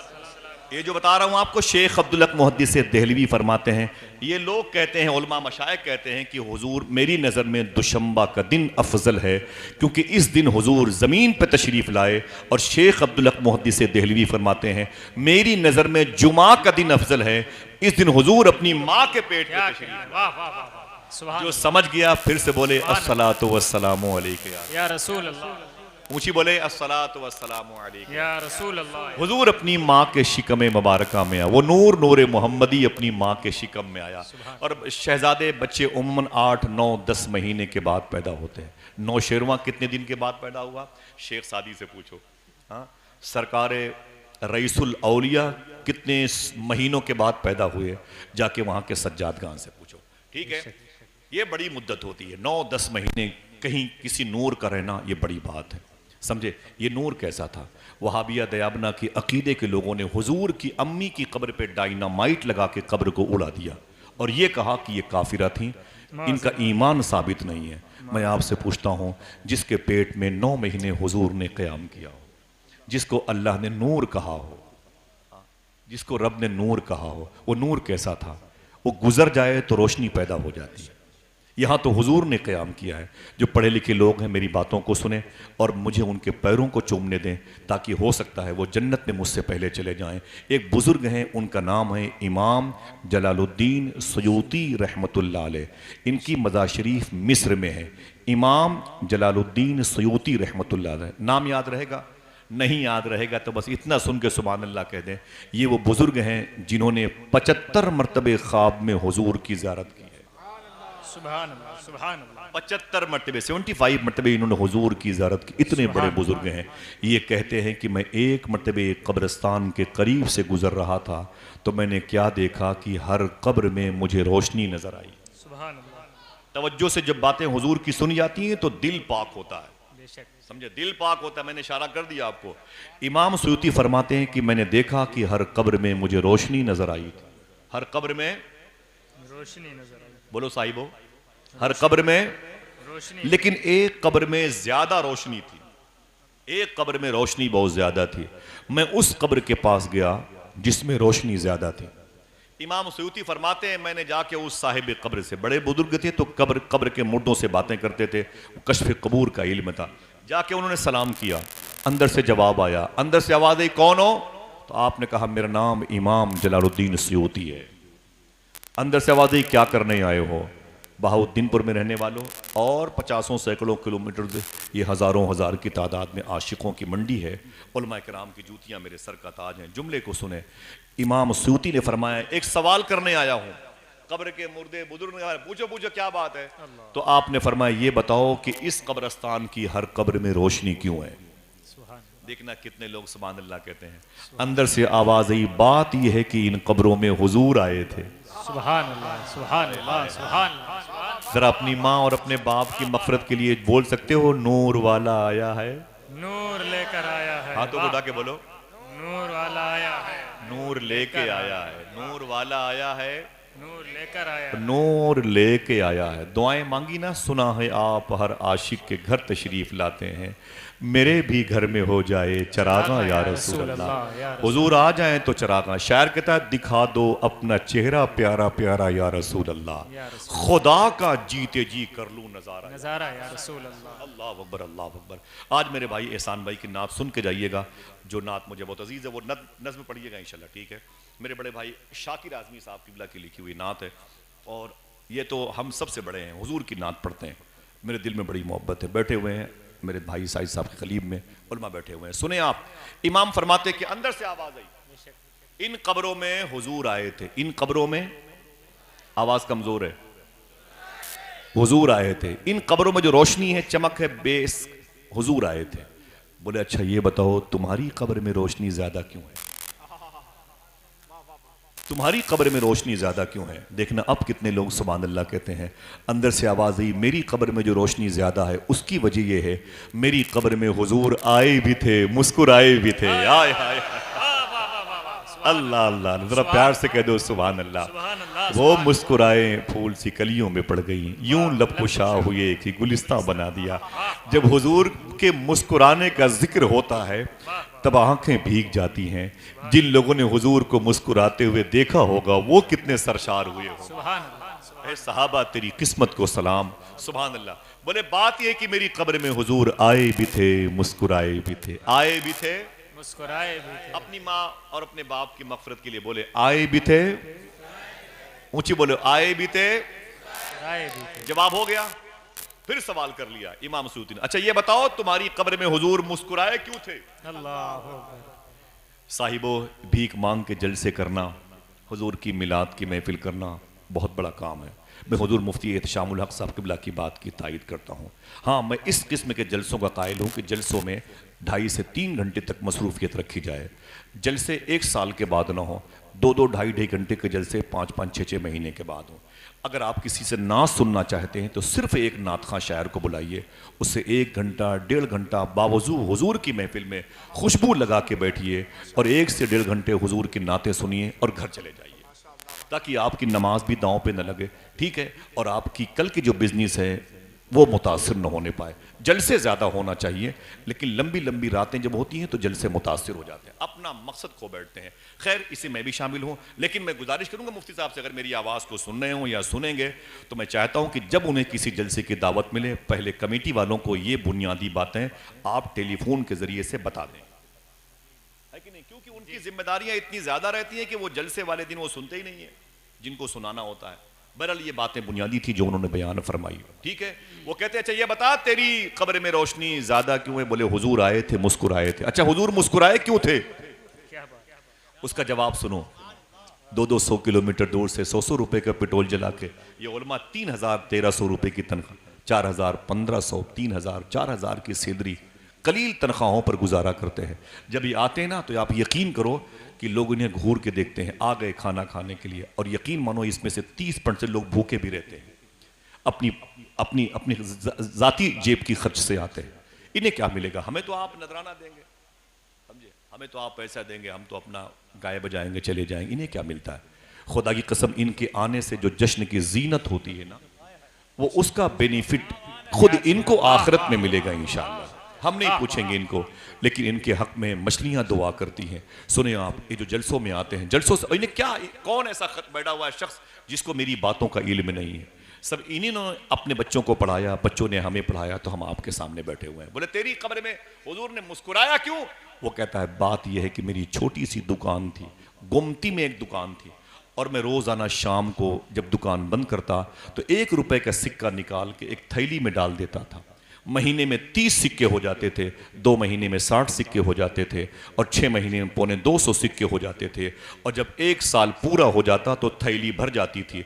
जब थैली भर जाती थी तो जब रबीउल अव्वल शरीफ का महीना आता, वही पैसे निकाल के हुजूर की मिलाद पे खर्च किया करता था। वाह वाह वाह, माशाअल्लाह, नारे तकबीर, सुभान अल्लाह, नारे रिसालत, जश्न ईद मिलादुन नबी, माशाअल्लाह, वाह वाह, सुभान अल्लाह, सुभान अल्लाह। आक़ा करीम सल्लल्लाहु अलैहि वसल्लम की ज़ात यह है, बोले कि बस इसी वजह से हुजूर मेरी कब्र में आए भी थे, मुस्कुराए भी थे। आपका बेकार नहीं जाएगा, 4 नहीं 40 लाख रुपए लगा दीजिए। मैं तो कहता हूँ हुजूर के नाम पर आप लुट जाइए, अपना दिल गुर्दा बेच दीजिए, लेकिन वो बुनियादी बातें जो इदारे के हवाले से हैं उसको फौकियत दीजिए, उसको तरजीह दीजिएगा। आप हुजूर के नाम पे जान दे दें, हुजूर के नाम पे जान कुर्बान कर दें, इसमें कोई नई बात नहीं है। लोगों ने मालूम है खड़े होकर के रात रात भर मजलिसें समात की, खड़े होकर के रात रात भर मजलिसें समा। आले अब्बास के कुछ बादशाह, मैं सारे आले अब्बास के बादशाह को नहीं मानता, जिन लोगों ने अहले बैत पर जुल्म किए मैं उनका कायल नहीं, समझ रहे आप? आले अब्बास के जिन आले अब्बास के लोगों के दिलों में बुजुर्गों की मोहब्बत थी उनकी बात करता हूँ। ये कई लाख रुपए हुजूर की मिलाद की महफिल में खर्च किया करते थे, समझ रहे? अल्लाह बरकतें अता फरमाएगा। तो क्या ये नारे लगा सकते हो, नूर वाला आया है, माशाअल्लाह, हुजूर आके गुजर जाएं, आके गुजर जाएं, तो पता चला कि इमाम सयूती फरमाएं कि मुझे कब्रों की रोशनी नजर आ जाए।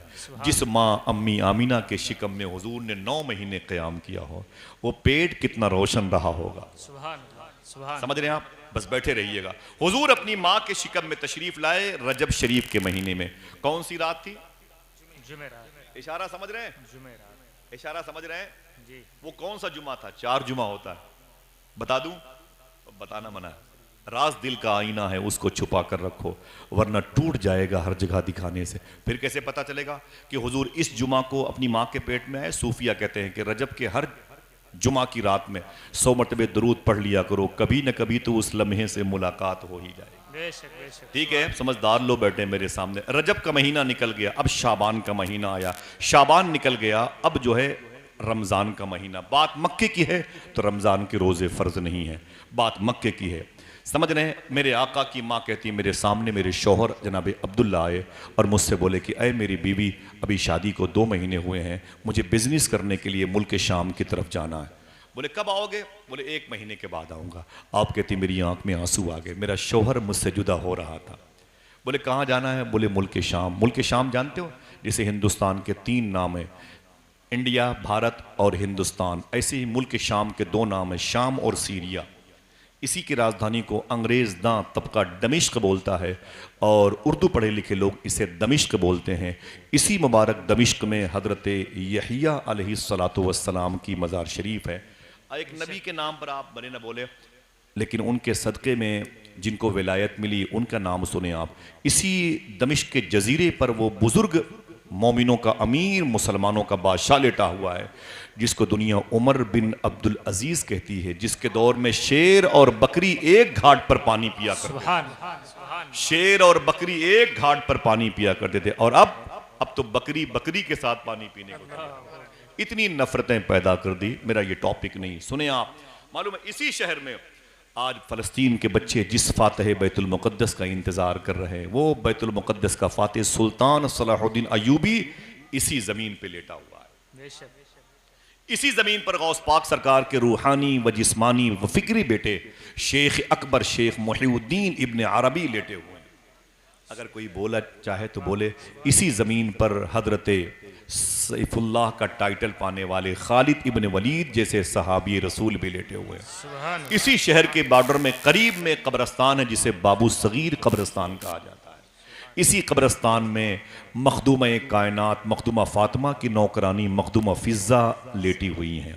अगर दिल कहे तो बोलो, इसी कब्रस्तान में मखदूमा सुकैना इमाम हुसैन की बेटी भी लेटी हुई हैं। इसी कब्रस्तान में सानी ज़हरा मखदूमा फातिमा की शहजादी हजरत मखदूमा ज़ैनब रज़ी अल्लाह तआला अन्हा लेटी हुई हैं। इसी कब्रस्तान में अगर दिल कहे तो बोलो, हजरत बिलाल हबशी रज़ी अल्लाह तआला अन्हु भी आराम कर रहे हैं। जमात अहले सुन्नत के एतक़ाद सहिया के मुताबिक यजीद की खिंजीर सिफत जो उसकी अपनी सोच थी, उस पर हम करोड़ों लानतें भेजते हैं, लेकिन हमारे अकीदे में जनाब हज़रत अमीर मुआविया की ताज़ीम है। जनाब हज़रत अमीर मुआविया इसी कब्रस्तान में लेटे हुए। अगर इस तरीके से देखोगे, बेटे की गलतियों से बाप को पकड़ोगे, तो कम से कम 100 मिसाल तो मैं दूंगा भाई, 100 मिसाल मैं दूंगा, समझे। बेटे की गलतियों से बाप को पकड़ोगे, बहुत सारे फैसले कुछ ऐसे भी है जो मैदान मैशर में होंगे। अपने एतकाद को सही करो। मालूम है इसी कब्रस्तान के मुबारक शहर को दमिश्क कहा जाता है। बिजनेस के लिए हुजूर के अब्बू ने कहा था, ऐ मेरी बीवी मैं जाना चाहता हूँ। जनाब आमीना कहती, मैं अपने शौहर को रुखसत करने के लिए दरवाजे पर आई, मेरी आंखों में आंसू थे, क्यों मुझे नहीं मालूम, लेकिन साहिबो मालूम है हुजूर की अम्मी कहती हैं, मुझे क्या खबर थी, अभी 2 महीने हुए शादी को, मेरा शौहर मुझसे बिछड़ के जा रहा है और ये मेरी और मेरे शौहर की आखिरी मुलाकात है। मुझे नहीं पता था इसके बाद मेरे शौहर बिछड़ जाएगा मुझसे। अम्मी आमीना कहती, मेरे शौहर वहाँ से मदीने आ गए 480 किलोमीटर, और मदीने से बसरा चले गए, एक लंबी मसाफत। बसरा कुवैत के बॉर्डर पर है और बगदाद शरीफ से 650 किलोमीटर के फासले पर है। अब बसरा से आपको सीधे जाना है, बाएं तरफ अरार बॉर्डर है जो ज़मीनी रास्ता क्रॉस करके आप इराक वाले गल्फ कंट्री में आते हैं। उसके दाएं तरफ निकलेंगे तो कुरकुक, सुलेमानिया, मोसिल का इलाका है, फिर आगे जाके मुल्क शाम सीरिया का बॉर्डर पड़ता है। हुजूर के अब्बू जनाब अब्दुल्ला कहते हैं, मैं मक्के से निकला, मदीने आया और बसरा आया और आगे निकला तो कुरकुक, सुलेमानिया, मोसिल, यूनुस अलैहिस्सलाम के शहर से होता हुआ मुल्क शाम गया। बिजनेस की 30-40 लोगों के साथ जब वापस मैं मदीने होके मक्का आ रहा था तो मदीने में मेरी तबीयत खराब हो गई। हुजूर के अब्बू कहते हैं, मैं अपनी दादी हजरत सलमा के मैके में ठहर गया। उन लोगों ने मेरी बड़ी खिदमत की, बड़ी आओ भगत की, लेकिन मेरी तबीयत न ठीक हो सकी। हुजूर के अब्बू का अभी हुजूर सल्लल्लाहु अलैहि वसल्लम अपनी माँ के पेट में है। आका करीम सल्लल्लाहु ताला अलैहि वसल्लम के अब्बू का मदीने शरीफ में इंतकाल हो गया। अभी हुजूर की माँ अम्मी आमना 23 या 23.5 साल की है और बेवा हो गई। हुजूर अपनी माँ के पेट में 2-2.5 महीने के और यतीम हो गए। साहिबो अल्ताफ़ हुसैन हाली ने कहा था, वो नबियों में रहमत लक़ब पाने वाला, मुरादें गरीबों की बरलाने वाला, उतर कर हिरा से सुए कौम आया और एक नुस्खे कीमिया साथ लाया। मदीने शरीफ से मक्के शरीफ उनकी मौत की खबर देने का कोई आला नहीं था कि ऐसे प्रोग्राम चल रहा हो, लोग लाइव देख लें। कोई इंस्टाग्राम नहीं, कोई व्हाट्सअप नहीं, कोई फेसबुक, कोई न्यूज़ चैनल नहीं। ये खबर वहीं रही और हुजूर के अब्बू की तदफीन अमल में आई, यानी मिट्टी हो गई। उनकी कब्र शरीफ जिस मोहल्ले में बनी थी वो खोखे सिद्दीक अकबर के करीब का बिल्ड था, जिसको दारे नाबिगा कहा जाता है। दारे नाबगा मोहल्ले में हुजूर के अब्बू की कब्र शरीफ बनी थी। किताब का नाम है निशानात अर्ज़ नबवी। किताब का राइटर जमात इस्लामी का आदमी है मिसबाहुद्दीन शकील। इस पर मुकदमा लिखा है सुन्नी शख्स ने, प्रोफेसर डॉक्टर रियाज मजीद ने। ये किताब मैंने 14 साल पहले 80 मंजिले की इमारत में जमजम टावर में 950 रुपये की खरीदी थी। अभी उसकी कीमत 1700-1800 रुपये है। इस किताब में पूरी दुनिया में सबसे पहले हुजूर के अब्बू की कब्र की तस्वीर छपी थी। मेरे घर में किताब रखी है, सलाम के बाद आप PDF के जरिए से अपने मोबाइल में देख सकते हैं। निशानाते अर्ज़ नबवी किताब का नाम है। अभी ना देखना शुरू कर दें, ठीक है। निशानाते हुजूर के अब्बू की कब्र शरीफ वहीं पर बन गई। अभी किसी को खबर नहीं मक्के वालों को ये क्या हो गया, लेकिन मालूम है 1978 में यानी आज से 40 साल पहले जब आला हजरत के खलीफा कुतुब मदीना शेख ज़ियाउद्दीन मुहाजिर मदनी मदीने शरीफ में थे, उस वक्त हुजूर के अब्बू की कब्र शरीफ खुल गई। वो दीवारें मस्जिद नबवी शरीफ की बढ़ाई जा रही थी, तौसी हो रही थी, और हुजूर के अब्बू की कब्र शरीफ खुल गई। देखना है कौन कहता है सुभान अल्लाह। रवायतों में आता है कि उनका जिस्म तो जिस्म है, उनके कफन के एक एक धागे चमक रहे थे। बहुत बहुत शुक्रिया, प्रूफ मौजूद है। कफन के एक एक धागे चमक रहे थे और आंखें हुजूर के अब्बू की इतनी चमकदार थीं कि इतनी चमकदार आंखें तो जिंदों की भी नहीं रहा करती हैं। अल्लाह, क्यों? नूर मोहम्मदी के वारिस का नाम है अब्दुल्ला। सुभान अल्लाह। जनाब अब्दुल्ला की लाश बाहर आई और साथ में 6 और सहाबा की बाहर आई। वो ऊपर रखी गई तो कुतुब मदीना शेख ज़ियाउद्दीन मुहाजिर मदनी को खबर हुई, ये मदीने शरीफ के बड़े लोगों में शामिल थे। दौड़ के गए तो इनको करीब से हुजूर के अब्बू की नाश मुबारका को देखने का शरफ हुआ। आप कहते जब मैं गया करीब में तो हुजूर के अब्बू का चेहरा खोला गया था। जनाजा मुबारका मेरे सामने रखा हुआ था। इनका इंतकाल कब हुआ था? जब हुजूर अपनी मां के पेट में अभी पैदा भी नहीं हुए। कहते हैं कि मुझे यह शरफ हासिल हुआ, मुझसे बर्दाश्त ना हो सका, मैं दौड़ करके हुजूर के अब्बू की पेशानी को मैंने चूम लिया। शेख ज़ियाउद्दीन कहते हैं, ये कुतुब मदीना है, फरमाते मैंने दौड़ करके हुजूर की अब्बू की पेशानी का बोसा दे दिया। जब मैंने हुजूर के अब्बू की पेशानी का बोसा दिया, उसके बाद नामालूम जगह बकी शरीफ में उनकी कब्र बनाई गई और वहाँ उसे घेरा गया और फिर उसे उसकी अलामत को जाहिर न रखा गया ताकि फिर कोई दिक्कत न पैदा पेश आए। मालूम है अकीदे वहाबिया के अतबार से जनाब ज़ियाउद्दीन कहते हैं मैं अपनी खानकाह में वापस आ गया। वो हुजूर के रोज़े शरीफा से मुश्किल से 1.5-2 किलोमीटर के फासले पर उनका घर है। मैं उनके घर में गया हूँ फातिहा के महफिल में। कुतुब मदीना शेख ज़ियाउद्दीन मुहाजिर मदनी फरमाते जब मैं घर वापस आया तो मेरा मुरीद खड़ा हो गया। उसने कहा हुजूर एक बात कहूँ। मैंने कहा क्या? कहा जिस वक्त आप हुजूर सल्लल्लाहु अलैहि वसल्लम के अब्बू की पेशानी का बोसा दे रहे थे, उस वक्त हमने देखा कि आपकी दाढ़ी के कुछ नीचे के बाल हुजूर के अब्बू के रुखसार का बोसा दे रहे। इतना सुना तो शेख ज़ियाउद्दीन खड़े हो गए और खड़े होने के बाद आपने कैंची मंगाई और उन बालों को काट लिया और काटने के बाद उन्हें शीशी में रखा और फरमाया मैंने इसलिए इसे काट लिया, इन बालों ने हुजूर के अब्बू के रुखसार को चूमा है। अगर मैंने इसे वजू में धुल लिया तो रुखसार को चूमने वाले बालों को से मस होने वाला पानी नाली में चला जाएगा और ये अदब के खिलाफ। इतनी ताजीम की इस वक्त के बुजुर्गों ने, निस्बतों का इस कदर एहतराम किया। अब वो 30-40 लोगों का काफिला मक्के आ रहा है मदीने शरीफ से। अभी किसी को खबर नहीं कि इनमें से एक आदमी कम हुआ है, वो भी ऐसा आदमी जिस पर आदमियत नाज करने वाली है। जनाब अब्दुल्ला की ज़ात कम हो गई, किसी को खबर नहीं। खबर दे दी गई कि काफिला आ रहा है। जैसे आपका कोई आदमी आजमगढ़ स्टेशन पे आता है, 10-20 लोग पहुंच जाते हैं, बच्चियां मोहल्ले से बाहर निकल आती हैं, छोटे छोटे बच्चे बहुत दूर चले जाते हैं और 7-8-10 साल के बच्चे वहाँ रोड पे खड़े रहते हैं। ऐसे ही मक्के वालों के साथ होता था। जब वो काफिला वापस आ रहा था तो मक्के के लोग लौट करके दौड़ करके वापस गए। कोई अपने बेटे से मिल गया, कोई अपने भाई से मिल गया, कोई गुलाम था अपने आका से मिल गया, कोई मालिक था अपने नौकर से मिल गया, बेटियां अपने बाप से लिपटी हुई थी। सब एक दूसरे को मुबारकबाद पेश कर रहे थे। भाई सफ़र कैसा रहा? बहुत अच्छा रहा। दौलत कमाई? बोले बहुत। मुनाफा हुआ? बोले बहुत। माल बिचा? बहुत अच्छा बिका। बहुत एक दूसरे को मुबारकबाद पेश कर रहे थे। मालूम है हुजूर की माँ अम्मी आमिना कहती हैं मुझे क्या खबर कि मेरे शौहर का इंतकाल हो गया। मैंने घर के दरो दीवार को मुश्क से बसाया था, घर की बिस्तर को साफ किया था, अपने लिबास को तब्दील करने में मैंने बहुत दूरंदेशी से काम लिया था। घर के दरवाज़ों पर खुशबू लगाती थी, मेरा शौहर आने वाला है, मेरे सर का ताज आने वाला है, आज मेरा सर ताज आने वाला है। मेरी खुशियाँ जिसकी वजह से कायम है, आज वो मेरी ज़िंदगी मेरे घर में आने वाली है। मेरा आशियाना उजड़ा हुआ था, अब मेरे शौहर की वजह से ये सजा हुआ नज़र आएगा। अम्मी आमिना कहती मैं अपने घर में अपने शौहर का इंतज़ार कर रही थी और उनके दादा, हुजूर के दादा अब्दुल मुत्तलिब अपने बच्चों को लेके हुजूर के अब्बू के इस्तकबाल के लिए मक्के की सरहद पे आ गए।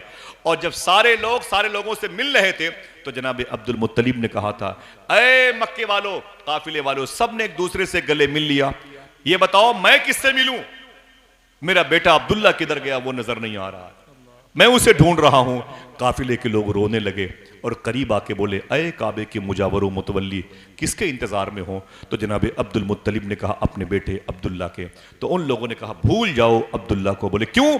बोले उसका मदीने शरीफ में इंतकाल हो गया। इतना सुना तो जमीन पर गिर पड़े।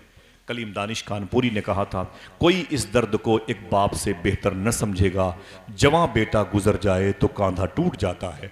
जनाब अब्दुल मुत्तलिब ज़मीन पर गिर के तड़पने लगे।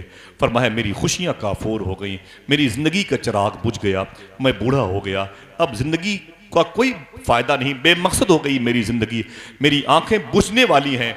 आपके दीगर 11 बेटों ने करीब आके फरमाया, ना ना ना मेरे बाप, क्यों रोते हैं? अभी तो हम 11 भाई अपने जिंदा हैं, 11 बेटे आपके जिंदा हैं। तो जनाब अब्दुल मुत्तलिब ने कहा था, अब्दुल्ला मेरा इतना प्यारा था कि उसके नाम पे तुम जैसे हजारों बेटे कुर्बान कर दिए जाएं। तुमने देखा नहीं कितना खुशकिस्मत था, वो इंतकाल कर गया। रोते रहे, बोले मुझे मेरे घर ले चलो। जैसे लोगों ने सहारा दे के घर लेके जाने लगे, जनाब अब्दुल मुत्तलिब कहते हैं, मुझे मेरी बहू आमीना याद आ गई। मैंने कहा, मेरे घर लेके ना चलो, बल्कि मुझे आमीना के मेरी बहू बेटी के पास ले चलो। जनाब अब्दुल मुत्तलिब कहते हैं कि जब मैं अपनों को लेकर के अपनी बहू की तरफ वापस गया, घर की तरफ, अम्मी आमीना ने कहा कि दरवाज़ों की तरफ जब कदमों की आवाज़ आई तो मेरा दिल धक धक करने लगा, शायद इन्हीं कदमों की आवाज़ों में कोई एक आवाज़ मेरे शौहर के कदम की हो। मैं दरवाजे पर आ गई, शायद मेरा सुहाग मेरे सामने मुस्कुराए। क्यों? वसीम बरेलवी ने कहा था, उसूलों पर जो आँच आए तो टकराना ज़रूरी है, जो जिंदा हो तो फिर जिंदा नज़र आना ज़रूरी है, और थके हारे परिंदे जब बसेरे के लिए लौटें तो सलीकामंद शाखों का लचक जाना ज़रूरी है।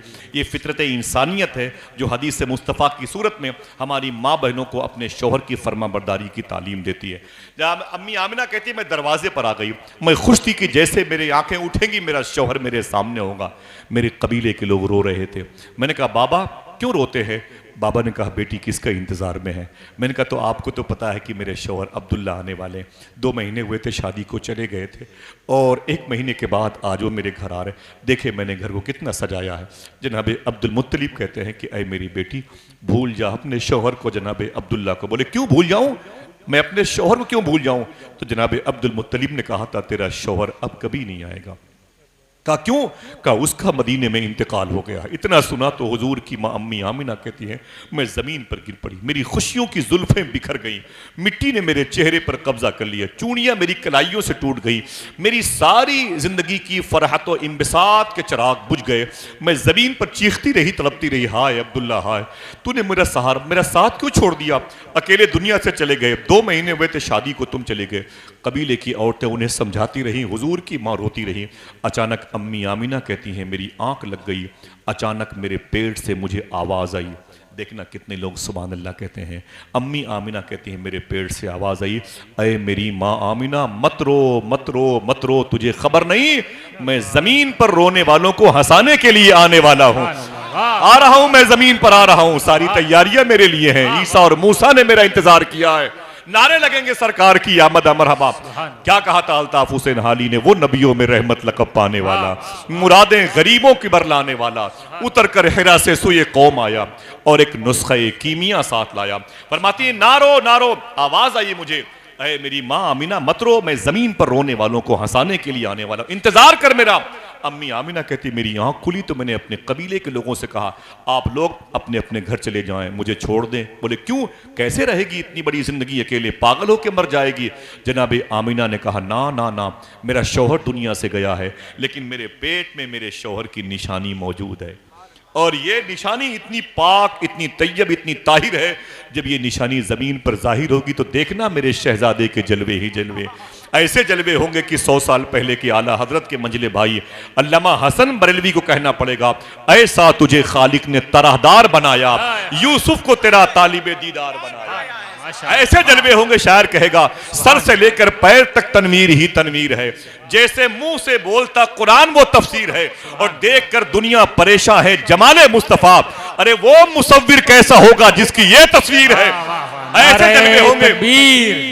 नारे रिसालत, जश्न ईद मिलादुन नबी, मसलके आला ऐसा हज़रत। तुझे खालिक ने तरहदार बनाया, यूसुफ को तेरा तालिबे दीदार बनाया। सारे लोग अपने अपने घर चले गए। हुजूर अपनी माँ के पेट में तीसरा महीना गुजार रहे हैं। बच्चे पैदा होते हैं 8, 9, 10 महीने के अंदर। चौथा महीना आया, 5वां महीना आया, 6वां महीना आया, 7वां महीना, 8वां, 9वां महीना आया। देखना कौन हुजूर की पैदाइश पर सुभान अल्लाह कहता है।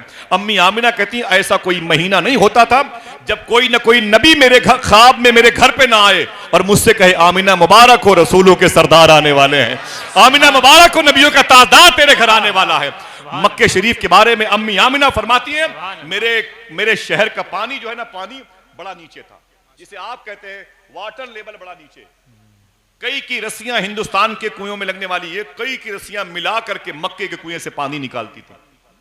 लेकिन अम्मी आमिना कहती थी जब से हुजूर मेरे पेट में आए, जुमला ना भी बोलूं तब भी आप सुभान अल्लाह कहते। सुभान अल्लाह। कहती जब से हुजूर मेरे पेट में आए हैं बगैर रस्सी के मैं पानी भरने गई, सुभान, बगैर रस्सी के मैंने पानी निकाला। मेरी सहेलियां कहती थी आमिना क्या बात है, जब पानी लेने जाती है तू बाल्टी लेके जाती है, बगैर रस्सी के पानी कैसे निकालती है?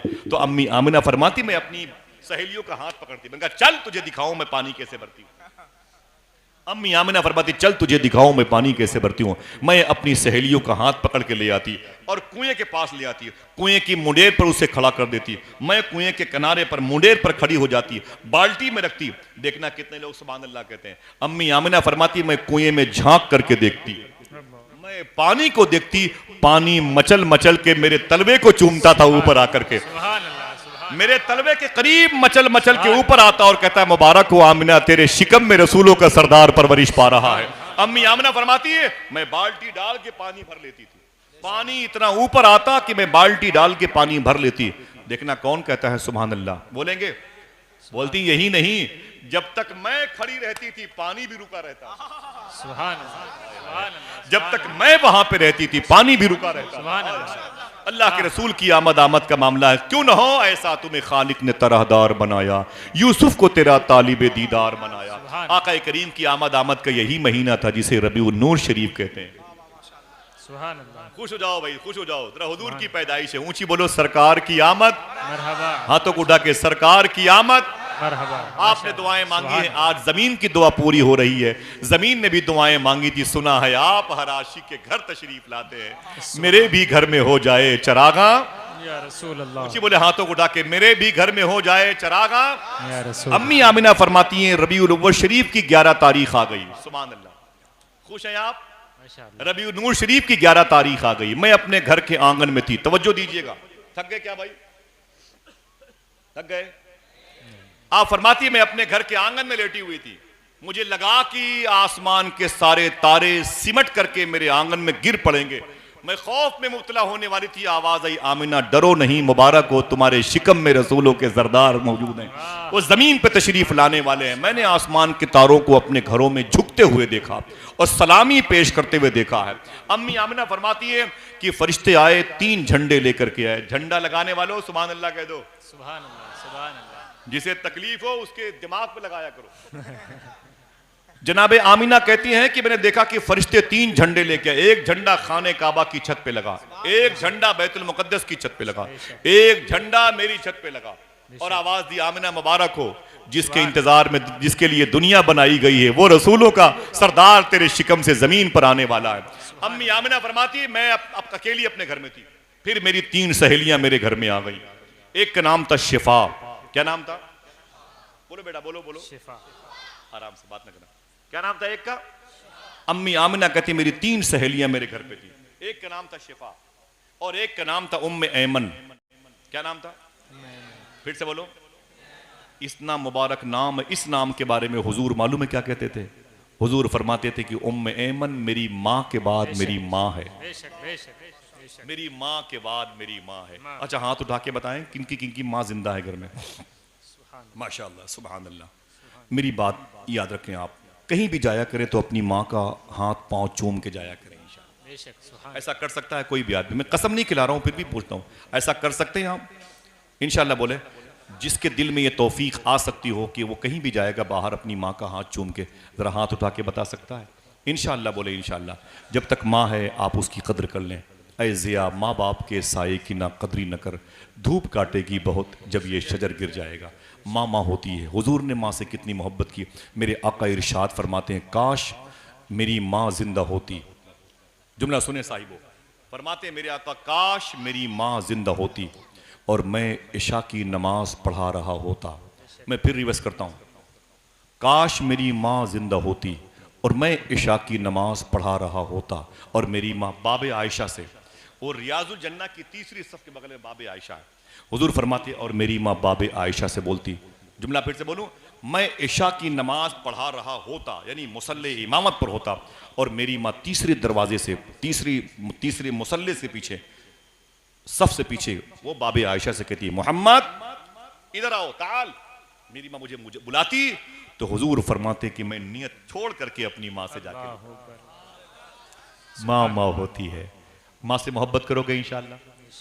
माँ को झिड़का ना करो, माँ को डांटा ना करो, समझे दोस्तों। मेरा टॉपिक ही नहीं है। जब तक माँ है अल्लाह को राज़ी कर सकते हो, जब तक माँ है हुजूर को राज़ी कर सकते हो, बहुत आसानी से हुजूर को राज़ी कर सकते हो। और माँ का इंतकाल हो गया तो अल्लाह उसको रसूल के को राज़ी करने के लिए बड़े पापड़ बेलने पड़े, समझे। कोई ऐसी मजबूत दुआ करने वाली शय न रहेगी। माँ माँ होती है। मेरे बड़े मोहसिन हैं बगदाद शरीफ में, शेख बशीर गिलानी नाम है, एहसान भाई। वो शेख बशीर गिलानी बड़े बुजुर्ग हैं, गौस पाक के बेटे हैं। बगदाद शरीफ में जाता हूँ तो उनके घर पे जाता हूँ। वो कहते हैं कोरोना के दौर में मेरी बेटियाँ, मेरे बच्चे, साजिद भाई, वो कहते हैं सब बीमार पड़ गए, सब बीमार पड़ गए, और मौतें यहाँ भी हो रही थी, बगदाद शरीफ में भी बहुत लोग मर रहे थे। तो कहते हैं कि दवाखाना जाने का टाइम नहीं, गैस सिलेंडर नहीं, बड़ी दिक्कत हो रही थी, वो बड़ी प्रॉब्लम थी। तो कहते हैं कि मेरे बच्चों, मुझे लगा कि सब मर जाएंगे। मेरी बेटियां रोती थीं, बीमारी की हालत में खांसती थीं, मेरे बच्चे तड़पते थे, तो मैं बहुत परेशान हो गया। मेरी बूढ़ी माँ, वो मेरे घर में दुआ करती थी, दुआ कबूल नहीं होती थी। शेख बशीर कहते हैं कि एक दिन मैंने अपनी माँ को उठा लिया और उठा करके मैंने अपनी माँ को एक तख्त पे बिठाया और बिठा करके प्लास्टिक का बड़ा वाला पट लेके आया, टप जिसे बोलते हैं, जिसमें लोग नहाते हैं या बच्चों खेलते कूदते, टप लेके आया और उसमें मैंने टप में अपनी माँ के पैरों को डाल दिया। फिर एक लोटा पानी लेके आया और उस पानी को मैंने अपनी माँ के पैर को खूब मल मल के धोए। जब मेरी माँ के दोनों पैर धुल उठे तो मैंने अपनी माँ के पैर को ऊपर रख दिए, ऊपर मैंने अपनी माँ को पीछे बिठाया, ऊपर चली गई मेरी माँ। तो मैंने उसी टब से एक एक गिलास पानी भर के मैंने अपनी बेटियों से कहा, बेटों से लाइन से आते जाओ, इसे पीते जाओ। किसी और वजह से तुम्हारी मौत हो सकती है, अब कोरोना की वजह से तुम्हारी मौत नहीं हो सकती है। तुम्हें मैंने अपनी माँ के पैरों का धोवन पिला दिया। माशाअल्लाह, सुभान अल्लाह, हाथ उठाएं, इंशाअल्लाह माँ से मोहब्बत करेंगे।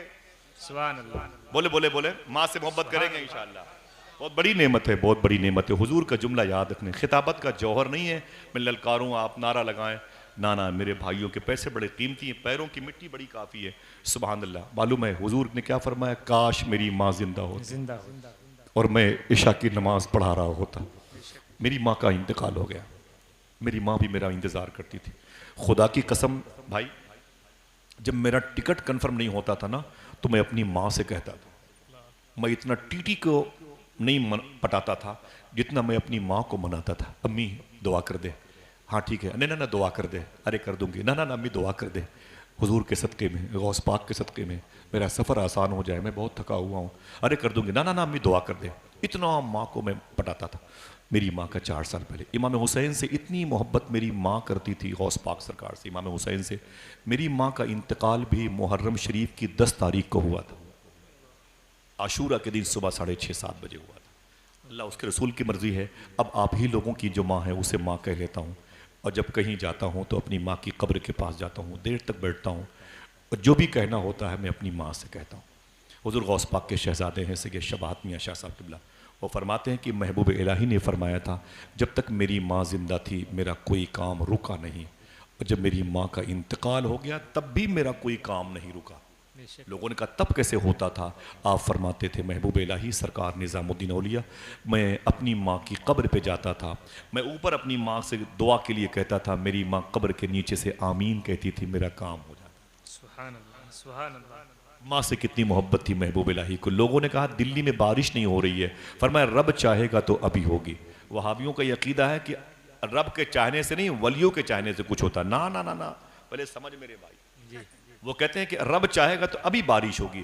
महबूब इलाही घर के अंदर चले गए, एक धागा लेके आए और अपने हाथों में उसे लिया और अपने हाथों को उठाया, अय मेरे मौला इस धागे के सदक़े में दिल्ली में बारिश हो जाए। खूब बारिश हुई, दिल्ली जलथल हो गई, लोग खुश हो गए। तो लोगों ने कहा महबूब इलाही से कि आपने दुआ के तौर पर क्या कह दिया अल्लाह की बारगाह में, इतनी बारिश हुई, क्या पेश किया वसीले में?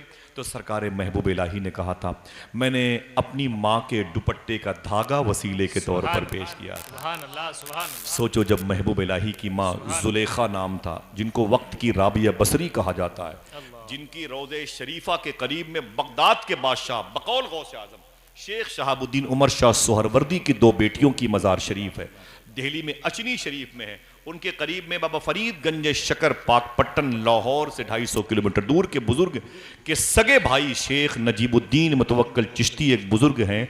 इतने बड़े बुजुर्ग हैं कि 1000 किलोमीटर का फासला एक कदम में तय करते थे।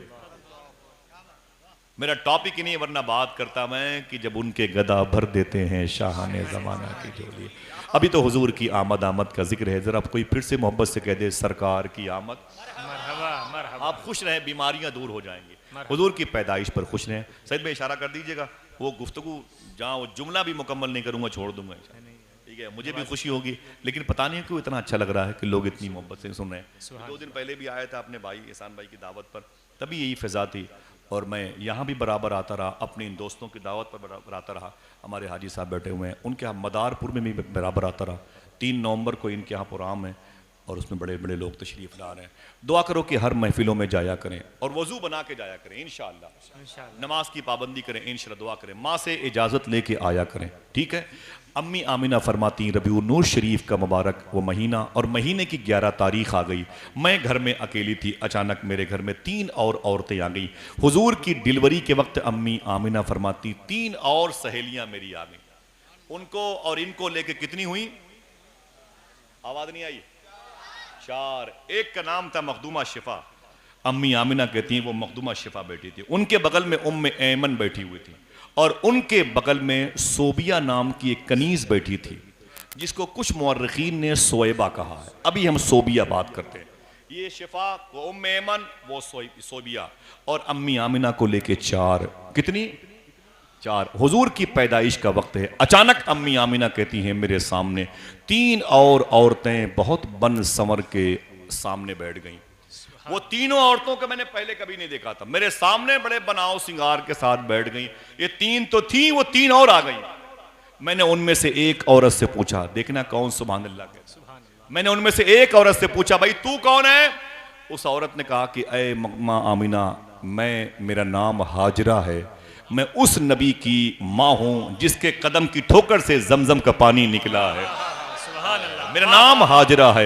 इन्न सफा वल मरवा मिन शाइरिल्लाह, मेरे दौड़ को अल्लाह ने अपनी निशानियां कहा है, वो सफा और मरवा की पहाड़ियों को मैं हाजिरा हूं। फरमाया अम्मी आमिना ने, अच्छा और तू कौन है? तो तेरे बगल में तू कौन है? उसने कहा ऐ आमिना मुबारक हो, हमारा नाम सारा है। सारा क्या नाम है? सारा। याद रखिएगा, यह नाम पूछिएगा डिटेल उलमा किराम से, नाम क्या है? सारा। बोले अच्छा तू हाजरा है और तू सारा है, और तेरे बगल में जो औरत है इसका नाम क्या है? नाम सुन के सुभान अल्लाह कहिएगा। इस नाम में कुरान शरीफ की एक सूरत मौजूद है। बोले मेरा नाम? बोले हाँ। तेरा नाम क्या है? उसने कहा दुनिया मुझको हजरत मरियम के नाम से जानती है। हजरत मरियम। बोले मरियम? बोले हाँ। अरे बोले तू मरियम है? बोले हाँ मरियम हूँ। बोले तेरा बेटा ईसा नबी है? बोले हाँ हाँ मेरा बेटा ईसा नबी है। बोले तू ईसा की माँ मरियम? तो जनाबे मरियम खड़ी हो गई, बोलती ऐ आमिना कैसी बातें करती हैं, अरे मैं तो एक नबी की माँ हूं और तू नबियों के सरदार की माँ बनने वाली है। ऐसा तुझे खालिक ने तरहदार बनाया, यूसुफ को तेरा तालिबे दीदार बनाया। सुभान अल्लाह, सुभान अल्लाह, सल्लल्लाहु माशाअल्लाह।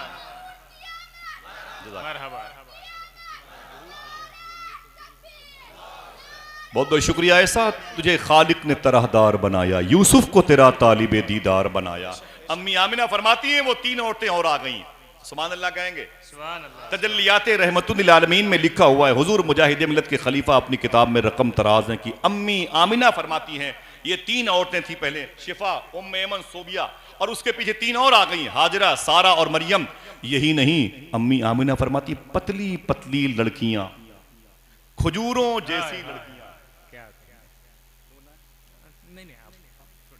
पतली पतली लड़कियां, खजूरों जैसी लड़कियां मेरे घर में कभी इधर से उधर, कभी उधर से उधर, कभी इधर से उधर, कभी इधर से दंदनाती हुई चलती थी। मैंने कहा तुम कौन हो? उन लड़कियों ने कहा अरे अम्मी आमिना हम जमीनी नहीं, हम आसमानी हैं। मैंने कहा हो कौन? तो उन लड़कियों ने कहा जो पतली पतली थी, खजूरों जैसी लंबी लंबी, बोले अय आमिना हम जन्नत की हूरें हैं, रसूलों के सरदार के इस्तकबाल के लिए तुम्हारे घर में आए हुए हैं। माशाअल्लाह। शायर ने क्या कहा था? शम्म की लौ न बुझी, ये शबनम जबलपुरी है, शम्म की लौ न बुझी और न लहराई है।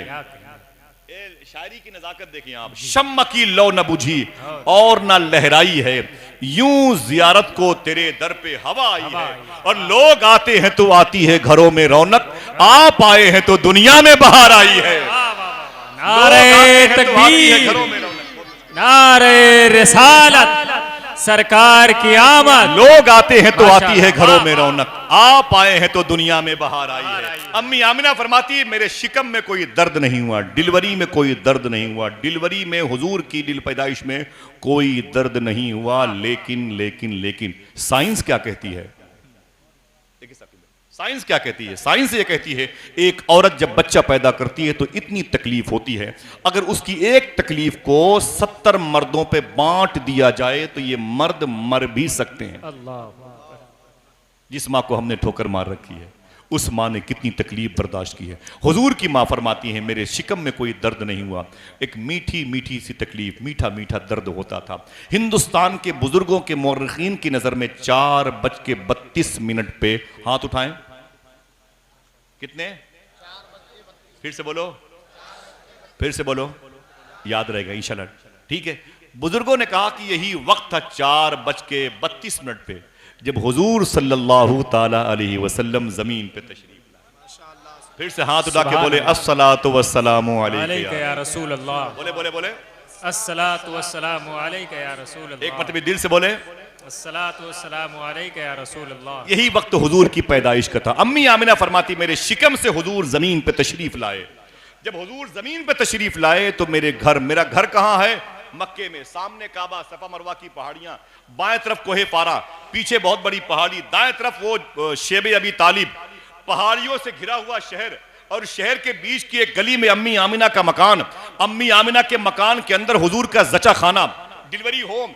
अम्मी आमिना फरमाती हुजूर मेरे शिकम से जमीन पर तशरीफ लाए, इतनी रोशनी फैली कि मेरे घर से 1000 किलोमीटर के फासले पर मुल्क शाम के बादशाहों की महलों की दीवारों पे चमक मैंने घर बैठे देख ली थी। आखिर क्यों देख लिया था? तो कहते क्यों नहीं नूर वाला आया है, वाह वाह वाह, नूर वाला आया है, नूर लेकर आया है। तो उठा के बोलो नूर वाला आया है, नूर लेकर आया है, नूर लेके आया है। अम्मी आमिना फरमाती हुजूर तशरीफ लाए तो हुजूर ने सबसे पहले अल्लाह की तारीफ बयान की, फिर सजदे में चले गए और अपनी उम्मत की मगफरत की दुआ कर रहे थे। और मुबारकबादियों का यह मामला था कि सूफिया कहते हैं पूरब के जानवर पश्चिम की तरफ और पश्चिम वाले पूरब की तरफ, उत्तर वाले दक्षिण की तरफ और दक्षिण के जानवर उत्तर की तरफ भागते थे, और जहां इकट्ठा होते थे आपस में कहते थे यार मुबारक हो रसूलों के सरदार आ गए हैं, मुबारक हो नबियों का ताजदार आ गया है। समुंदर की मछलियां लहरों पे बैठती थी, लहरों पे, और कहते ऐ जमीन वालों मुबारक हो कायनात का मालिक आ गया है, कायनात का गमखार आ गया है। चूंटियां अपनी बिलों में हुजूर की नातें पढ़ती थी, तितलियां गुलिस्तान में हुजूर की तारीफ करती थी। अम्मी आमिना फरमाती है मेरे शिकम से हुजूर जमीन पे तशरीफ लाए और सजदे में चले गए। सबसे पहले हुजूर को किसने गोद में उठाया था? नाम सुनना तो एक आदमी जरूर सुभान अल्लाह कहेगा। थक गए, थक गए, थक गए भाई, इतने थक गए कि यही नहीं बता पा रहे कि हाँ थक गए। हाँ माफी चाहता हूं, बहुत अच्छा लगा मुझे माशाअल्लाह। अम्मी आमिना फरमाती है कि जिस वक्त हुजूर मेरे शिकम से तशरीफ लाए सुभान अल्लाह, नूर ही नूर था, न कोई बदबू, न कोई ब्लीडिंग, न कोई घुटन, न कोई ताफुन, न कोई कर्ब, न कोई दर्द, बस एक खुशबू ही खुशबू, एक चमक ही चमक थी। अम्मी आमिना फरमाती हैं हुजूर सजदे में थे तो शिफा ने मुझसे पूछा अम्मी इजाजत दो तो हुजूर को उठा लें। देखना कौन कहता है, अम्मी इजाजत दे तो हुजूर को उठा ले। मैंने कहा उठा लो। तो मखदूमा शिफा वो वाहिद औरत है जिसने सबसे पहले हुजूर को उठाया, और जब हुजूर को उठा के अपनी गोद में लिया तो आवाज दी आओ आओ हुजूर को नहला दिया जाए। देखना कौन सा, आओ आओ हुजूर को नहला दिया जाए। पता चला हुजूर नहाए हुए पैदा हुए थे, हुजूर नहाए हुए पैदा हुए थे। किसी ने कहा हुजूर की आंखों में सुरमे लगा दिए जाएं, पता चला हुजूर की आंखें बगैर सुरमे के चमक रही थी। किसी ने कहा कि हुजूर के जिस्म पाक पर खुशबू मल दी जाए। आवाज आई क्या खुशबू मलोगी, इसी के जिस्म की सारी खुशबू जमीन वाले महसूस कर रहे हैं। ये सारी चमक उसी की है क्योंकि नूर वाला आया है, नूर लेके आया है। वाह वाह, बहुत बहुत शुक्रिया, नूर वाला आया है। सुभान अल्लाह। अम्मी आमिना फरमाती हुजूर को गोद में रखा गया, हरे रंग की चादर में हुजूर को लिटाया गया, सुभान अल्लाह। सफेद रंग की चादर हुजूर के चेहरे पे डाली गई। सुभान अल्लाह। उस वक्त हुजूर के दादा जनाब अब्दुल्ला के अब्बू अम्मी आमिना के ससुर वो फरमाते हैं अब्दुल मुत्तलिब की मैं खाने काबा का तवाफ करके मैंने बाबे काबा की गेट खोला, गेट खोला और अंदर दाखिल हुआ। जब हुजूर घर में पैदा हुए थे, जब मैं अंदर दाखिल हुआ तो मैंने क्या देखा, वही पत्थर के मुजस्समे हैं, वो जो अंदर रखे हुए थे, समझ गए आप, वो धड़ा धड़ जमीन पे गिर रहे हैं। वो पत्थर के सारे मुजस्समे काबे के अंदर जो रखे थे 350 वो धड़ा धड़ जमीन पर गिर पड़ रहे हैं। मैंने ताज्जुब में देखा, मैंने कहा ये मैं क्या देख रहा हूं। देखना कौन सुभान अल्लाह कहता है। जनाब अब्दुल मुत्तलिब कहते हैं भाई ये मैं क्या देख रहा हूं। तो उन पत्थरों से आवाज आई अरे अब्दुल मुत्तलिब मुझे क्या देख रहे हो, अरे घर जाओ उसे देखो जिसे देखने के लिए जन्नत की हूरें बेचैन बेकरार रहती हैं। जाओ जाओ तुम्हारे घर में रसूलों का सरदार, सुभान अल्लाह, सुभान अल्लाह। लोग आते हैं तो आती है घरों में रौनक, आप आए हैं तो दुनिया में बहार आई है, आप आए हैं तो दुनिया में बहार आई है। अम्मी आमिना कहती है मेरे शौहर जनाब अब्दुल मुत्तलिब वहां से बाबे काबा का गेट बंद किया, दौड़ते हुए अपने घर में आए। जब घर में आए तो दरवाजा बंद था, हुजूर की पैदाइश का दरवाजा बंद था। जनाब अब्दुल मुत्तलिब कहते हैं मैं दरवाजे पर खड़ा हो गया और मैंने अंदर दस्तक दी। मैंने कहा दरवाजा खोलो।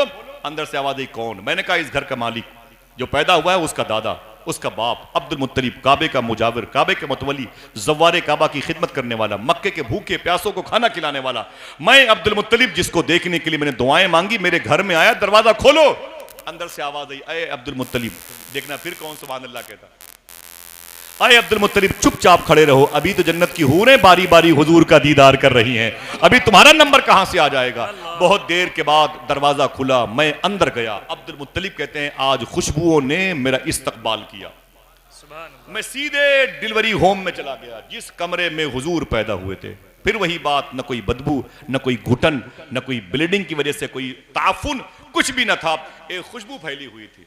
मेरे इमाम ने कहा बू पे चलते हैं भटकने वाले, ऐसी खुशबू हुजूर के जिस्म पाक से। अंदर गए तो रोने लगे अब्दुल मुत्तलिब, बोले आमिना मुबारक हो, हुजूर तशरीफ लाए हैं। अम्मी आमिना कहती हाँ हुजूर तशरीफ लाए हैं, मुबारक हो। जनाब अब्दुल मुत्तलिब कहते हैं मैंने पूछा तुम्हारी गोद में नहीं, कहाँ है। बोले इधर आराम कर रहे हैं। हुजूर अपने बिस्तर पे हरे रंग की चादर शरीफ बिछाए हुए, सफ़ेद रंग की चादर शरीफ अल्लाह के रसूल ओढ़े हुए आराम कर रहा था। जनाब अब्दुल मुत्तलिब ने कहा अय आमिना मेरी बेटी बहू मुबारक हो, अगर जहमत न हो तो हुजूर को मेरी गोद में दे दे। मैंने इन बाजुओं की सलामती की दुआएं बहुत दिनों से मांग रखी हैं, मेरी आंखों की जवानी बाकी रहे, मैंने गिलाफे काबा से लिपट लिपट के दुआएं मांगी अल्लाह से। अब इस हबीब, इस अल्लाह के रसूल को देखने के लिए मैं बहुत इंतज़ार किया हूँ, मेरी गोद में दे दे। अम्मी आमना ने हुजूर को उठाया और जैसे हजरत अब्दुल्ला की गोद में हुजूर को दिया, जैसे हजरत अब्दुल्ला की गोद में हुजूर को दिया,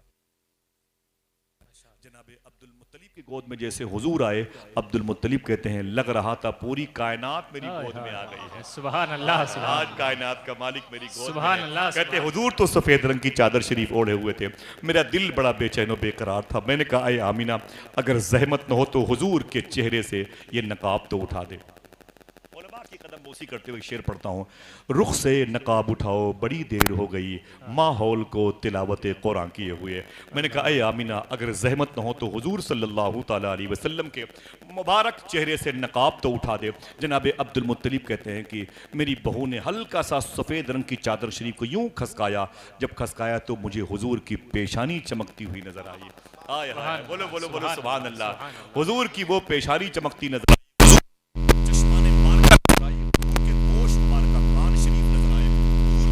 मुबारक नजर आई, हुजूर के लब मुबारक नजर आए, हुजूर की रुखसार नजर आए और हुजूर का ज़कन नजर आया। जनाब अब्दुल मुत्तलिब कहते हैं मैं चीख पड़ा, मैंने कहा आमना, बोले क्या बात है, मैंने खुदा की कसम में बूढ़ा हो गया, लेकिन ऐसा बच्चा आज तक मैंने मक्के में किसी मां को देखते बनाने वाले ने दूसरा मोहम्मद बनाया ही नहीं था। ऐसा तुझे खालिक ने तरहदार बनाया, यूसुफ को तेरा तालिबे दीदार बनाया। जनाब अब्दुल मुत्तलिब कहते मैं हुजूर को देखता रहा, हुजूर की चश्माने नूर को देखता रहा, उंगलियों के मैंने बोसा लिया, फिर मैंने कहा आए आमीना। इजाजत हो तो मैं तेरे शहजादे को काबे की ज़ियारत करा दूं। आवाज आई, देखना कौन सुभान अल्लाह कहता है, अरे अब्दुल मुत्तलिब तुम क्या मेरे हबीब को काबे की ज़ियारत कराओगे, काबा खुद मेरे हबीब की ज़ियारत करेगा। सुभान अल्लाह, सुभान अल्लाह। वो तो खुद इसी मुश्ताक में मुंतज़िर है, मुंतज़िरीन मुस्तफ़ा में वो भी शामिल है जिसने इंतजार किया हुजूर का। जनाब अब्दुल मुत्तलिब कहते मैंने हुजूर को लिया, अपने घर से बाहर निकला। उनका घर ये हुजूर की पैदाइश का घर है, ये दाएं तरफ मैं इसे बताता हूँ बार बार, शेब अबी तालिब है जिस घर में हुजूर का हुक्का पानी बंद किया गया था जवानी में। 3 साल तक हुजूर को इस घर में कैद रखा गया था। और बाएं तरफ कोहे फारा की पहाड़ी है, पीछे वो सुरंग है जिसे कुबरी कहते हैं, उसके अंदर से जाएंगे 3 किलोमीटर के पास अजीजिया पड़ेगा, फिर 5 किलोमीटर के रेंज पूरा है वो मीना का, फिर 5 किलोमीटर मुजदलफा का, फिर 5 किलोमीटर का अरफात की वादी है। आधे घंटे सफ़र करेंगे तो वो वादी नज़र आएगी जिसे गदीर खुम कहते हैं, जहाँ मेरे आका ने अली का हाथ पकड़ के फरमाया था, जिसका मैं मौला उसका अली मौला। ये मुबारक वादियाँ हुजूर के घर के पीछे की तरफ हैं।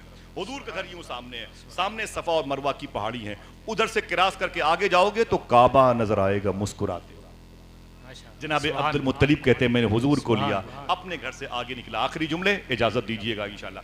फरमाते हैं मैं हुजूर को लेके आगे निकला, मैं हुजूर को लेके आगे निकला, और जैसे मैं घर से आगे निकला और फिर मैं सफ़ा मरवा की जो पहाड़ियाँ उसके बीच से जो हाजियों की गुजरगाह है उससे आगे निकला तो सामने वो आंगन नजर आया जहाँ हाजी लोग तवाफ करते हैं, इसीलिए उसको मुताफ कहते हैं। कहते मैं उसी आंगन में पहुंच गया। अब सामने काबा था, अब सामने काबा था। देखना अब कोई सुभान अल्लाह कहता है कि नहीं कहता। जनाब अब्दुल मुत्तलिब कहते मैं हुजूर को लिए हुए था, सामने काबा था, मेरी समझ में नहीं आ रहा था मैं मोहम्मद को लेके काबे की तरफ जा रहा हूं या काबा मोहम्मद की तरफ आ रहा है। इमाम सूती ने फरमाया है 3 दिन तक दीवारे काबा, हुजूर के घर की तरफ 3 दिन तक दीवारे काबा। कौन बुजुर्ग है? 75 मरतबे हुजूर को ख्वाब में देखा है। बेशक तब तो लफ्ज़ बरेली का बेबी नहीं पैदा हुआ था भाई।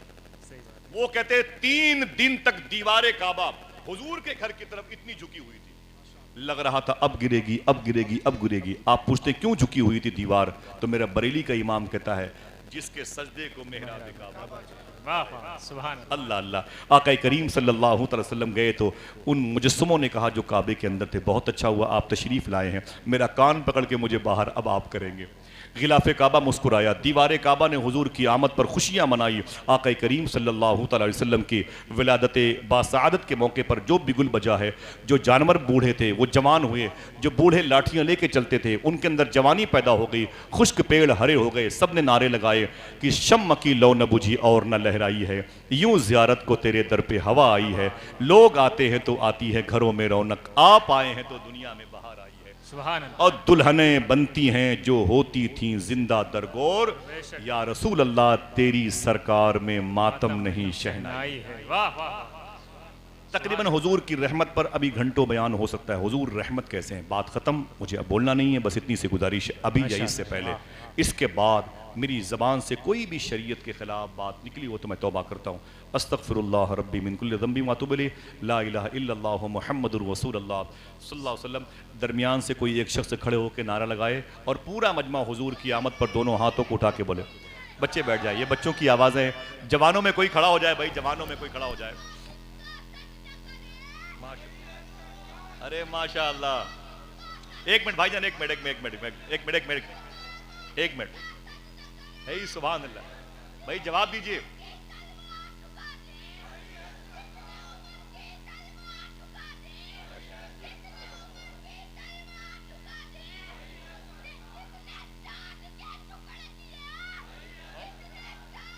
सुभान अल्लाह, सुभान अल्लाह। बहुत बहुत शुक्रिया।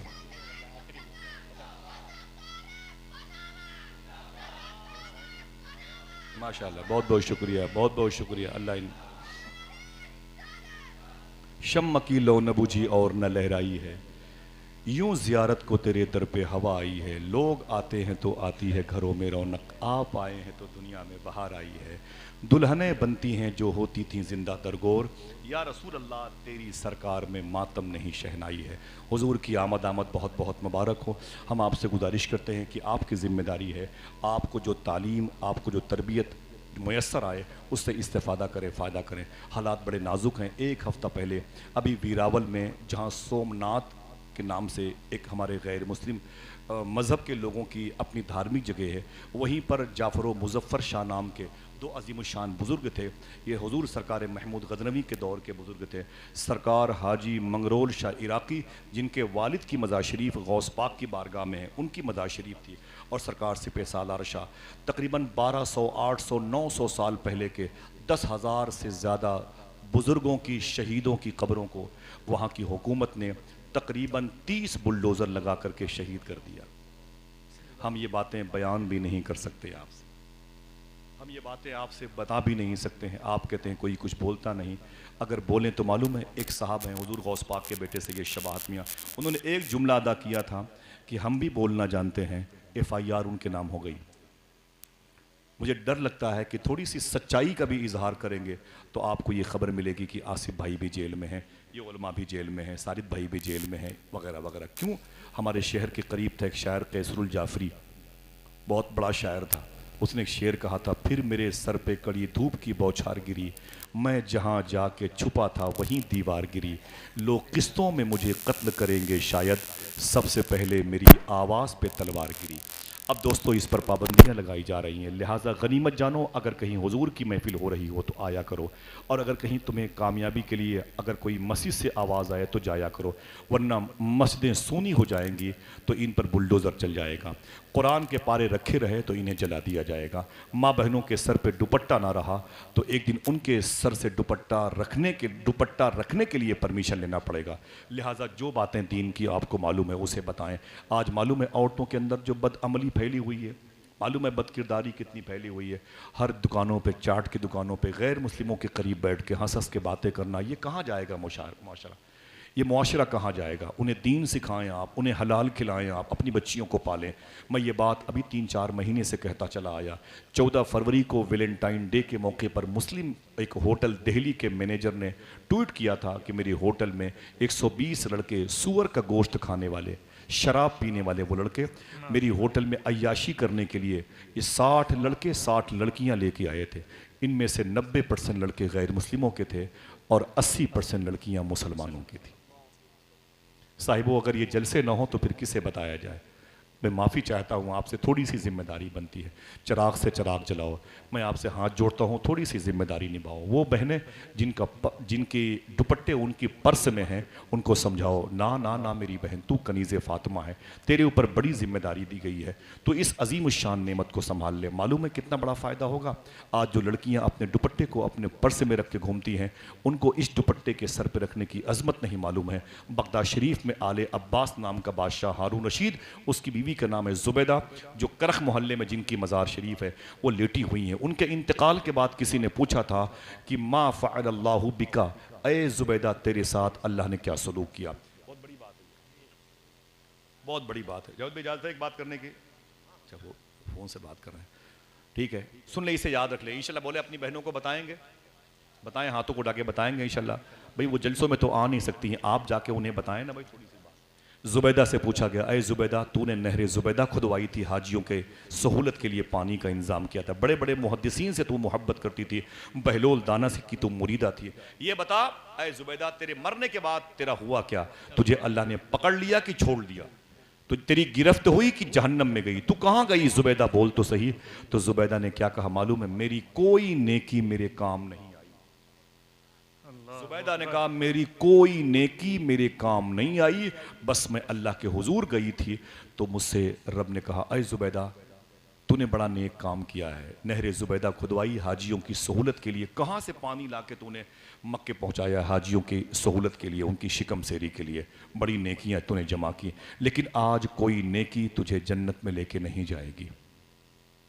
तो जुबैदा ने कहा फिर मैं बख्शी नहीं आऊँगी? आवाज़ आई परवरदिगार के आलम की, ना तुझे मैं बख्श दूंगा। तो बोले मेरे मौला वो कौन सी नेकी है जिस नेकी की बुनियाद पर तू मुझे बख्शेगा? इसे याद रखना साहिबो, और मेरी बहनें जो सुनती वो भी, कौन सी नेकी है जिसकी बुनियाद पर तू बख्शी जा रही है? ऐ जुबैदा बताऊं? तो जुबैदा ने कहा ऐ मेरे मौला बता तो सही, मेरी कौन सी नेकी काम आ रही है? अल्लाह फरमाता ऐ जुबैदा तू अपने महल के आंगन में बैठी हुई थी, तेरे सर से दुपट्टे उतरे हुए थे, तेरी सारी जो कनीजें थी, एक आखिरी बात जो बहुत बहुत शुक्रिया, कि तेरी सारी जो लड़कियां थी तेरे साथ आंगन में सब बगैर दुपट्टे के बैठे हुए थे, सबके दुपट्टे वो नीचे रखे हुए थे, और तेरे मोहल्ले से मस्जिद से अजान की आवाज आई, अल्लाह अकबर की। इनका जो महल है हुजूर गौस पाक के रोज़े शरीफ से 4 किलोमीटर के फासले पर है, ठीक है। वहीं पर शेख शहाबुद्दीन उमर शाह सोहरवर्दी का मज़ार शरीफ है। वो कहती है कि जैसे अल्लाह ने मुझसे कहा कि सुन, जैसे तेरे कानों में आवाज़ आई मस्जिद से अल्लाह अकबर की, तूने क्या किया? दुपट्टा उठा के अपने सर पे रख लिया, दुपट्टा उठा के अपने सर पे रख लिया, और अपनी सहेलियों से कहा ए चुप, अजान का एहतराम करो, अजान का एहतराम करो। अल्लाह अकबर की आवाज़, सारी सहेलियों ने अपने अपने दुपट्टे उठा के सर पे रख लिए, मैंने भी अपना दुपट्टा सर पे रख के अजान की आवाज़ को दोहराने लगी। अल्लाह ने कहा जुबैदा तेरी कोई नेकी आज तेरी बख्शिश के लिए लाई नहीं जाएगी, तेरा यही काम दुपट्टा सर पे रख के मेरे नाम की अजमतों को संभालना, ऐ जुबैदा यही तेरी बख्शिश का जरिया है, इसी नेकी की वजह से तू जन्नत में डाली जा रही है। सुभान अल्लाह, सुभान अल्लाह। साहिबों क्या हमारी इतनी बड़ी जिम्मेदारी नहीं? दुआ करो परवरदिगार आलम हम सबको सच्ची तौबा की तौफीक अता फरमाए। खड़े हो जाएं अदब और एहतराम से। शहनशाह तरन्नुम जनाब असद इकबाल कलकत्तवी साहब का इस्तकबाल कर लें। इजाज़त दीजिए। अस्सलामु अलैकुम व रहमतुल्लाह।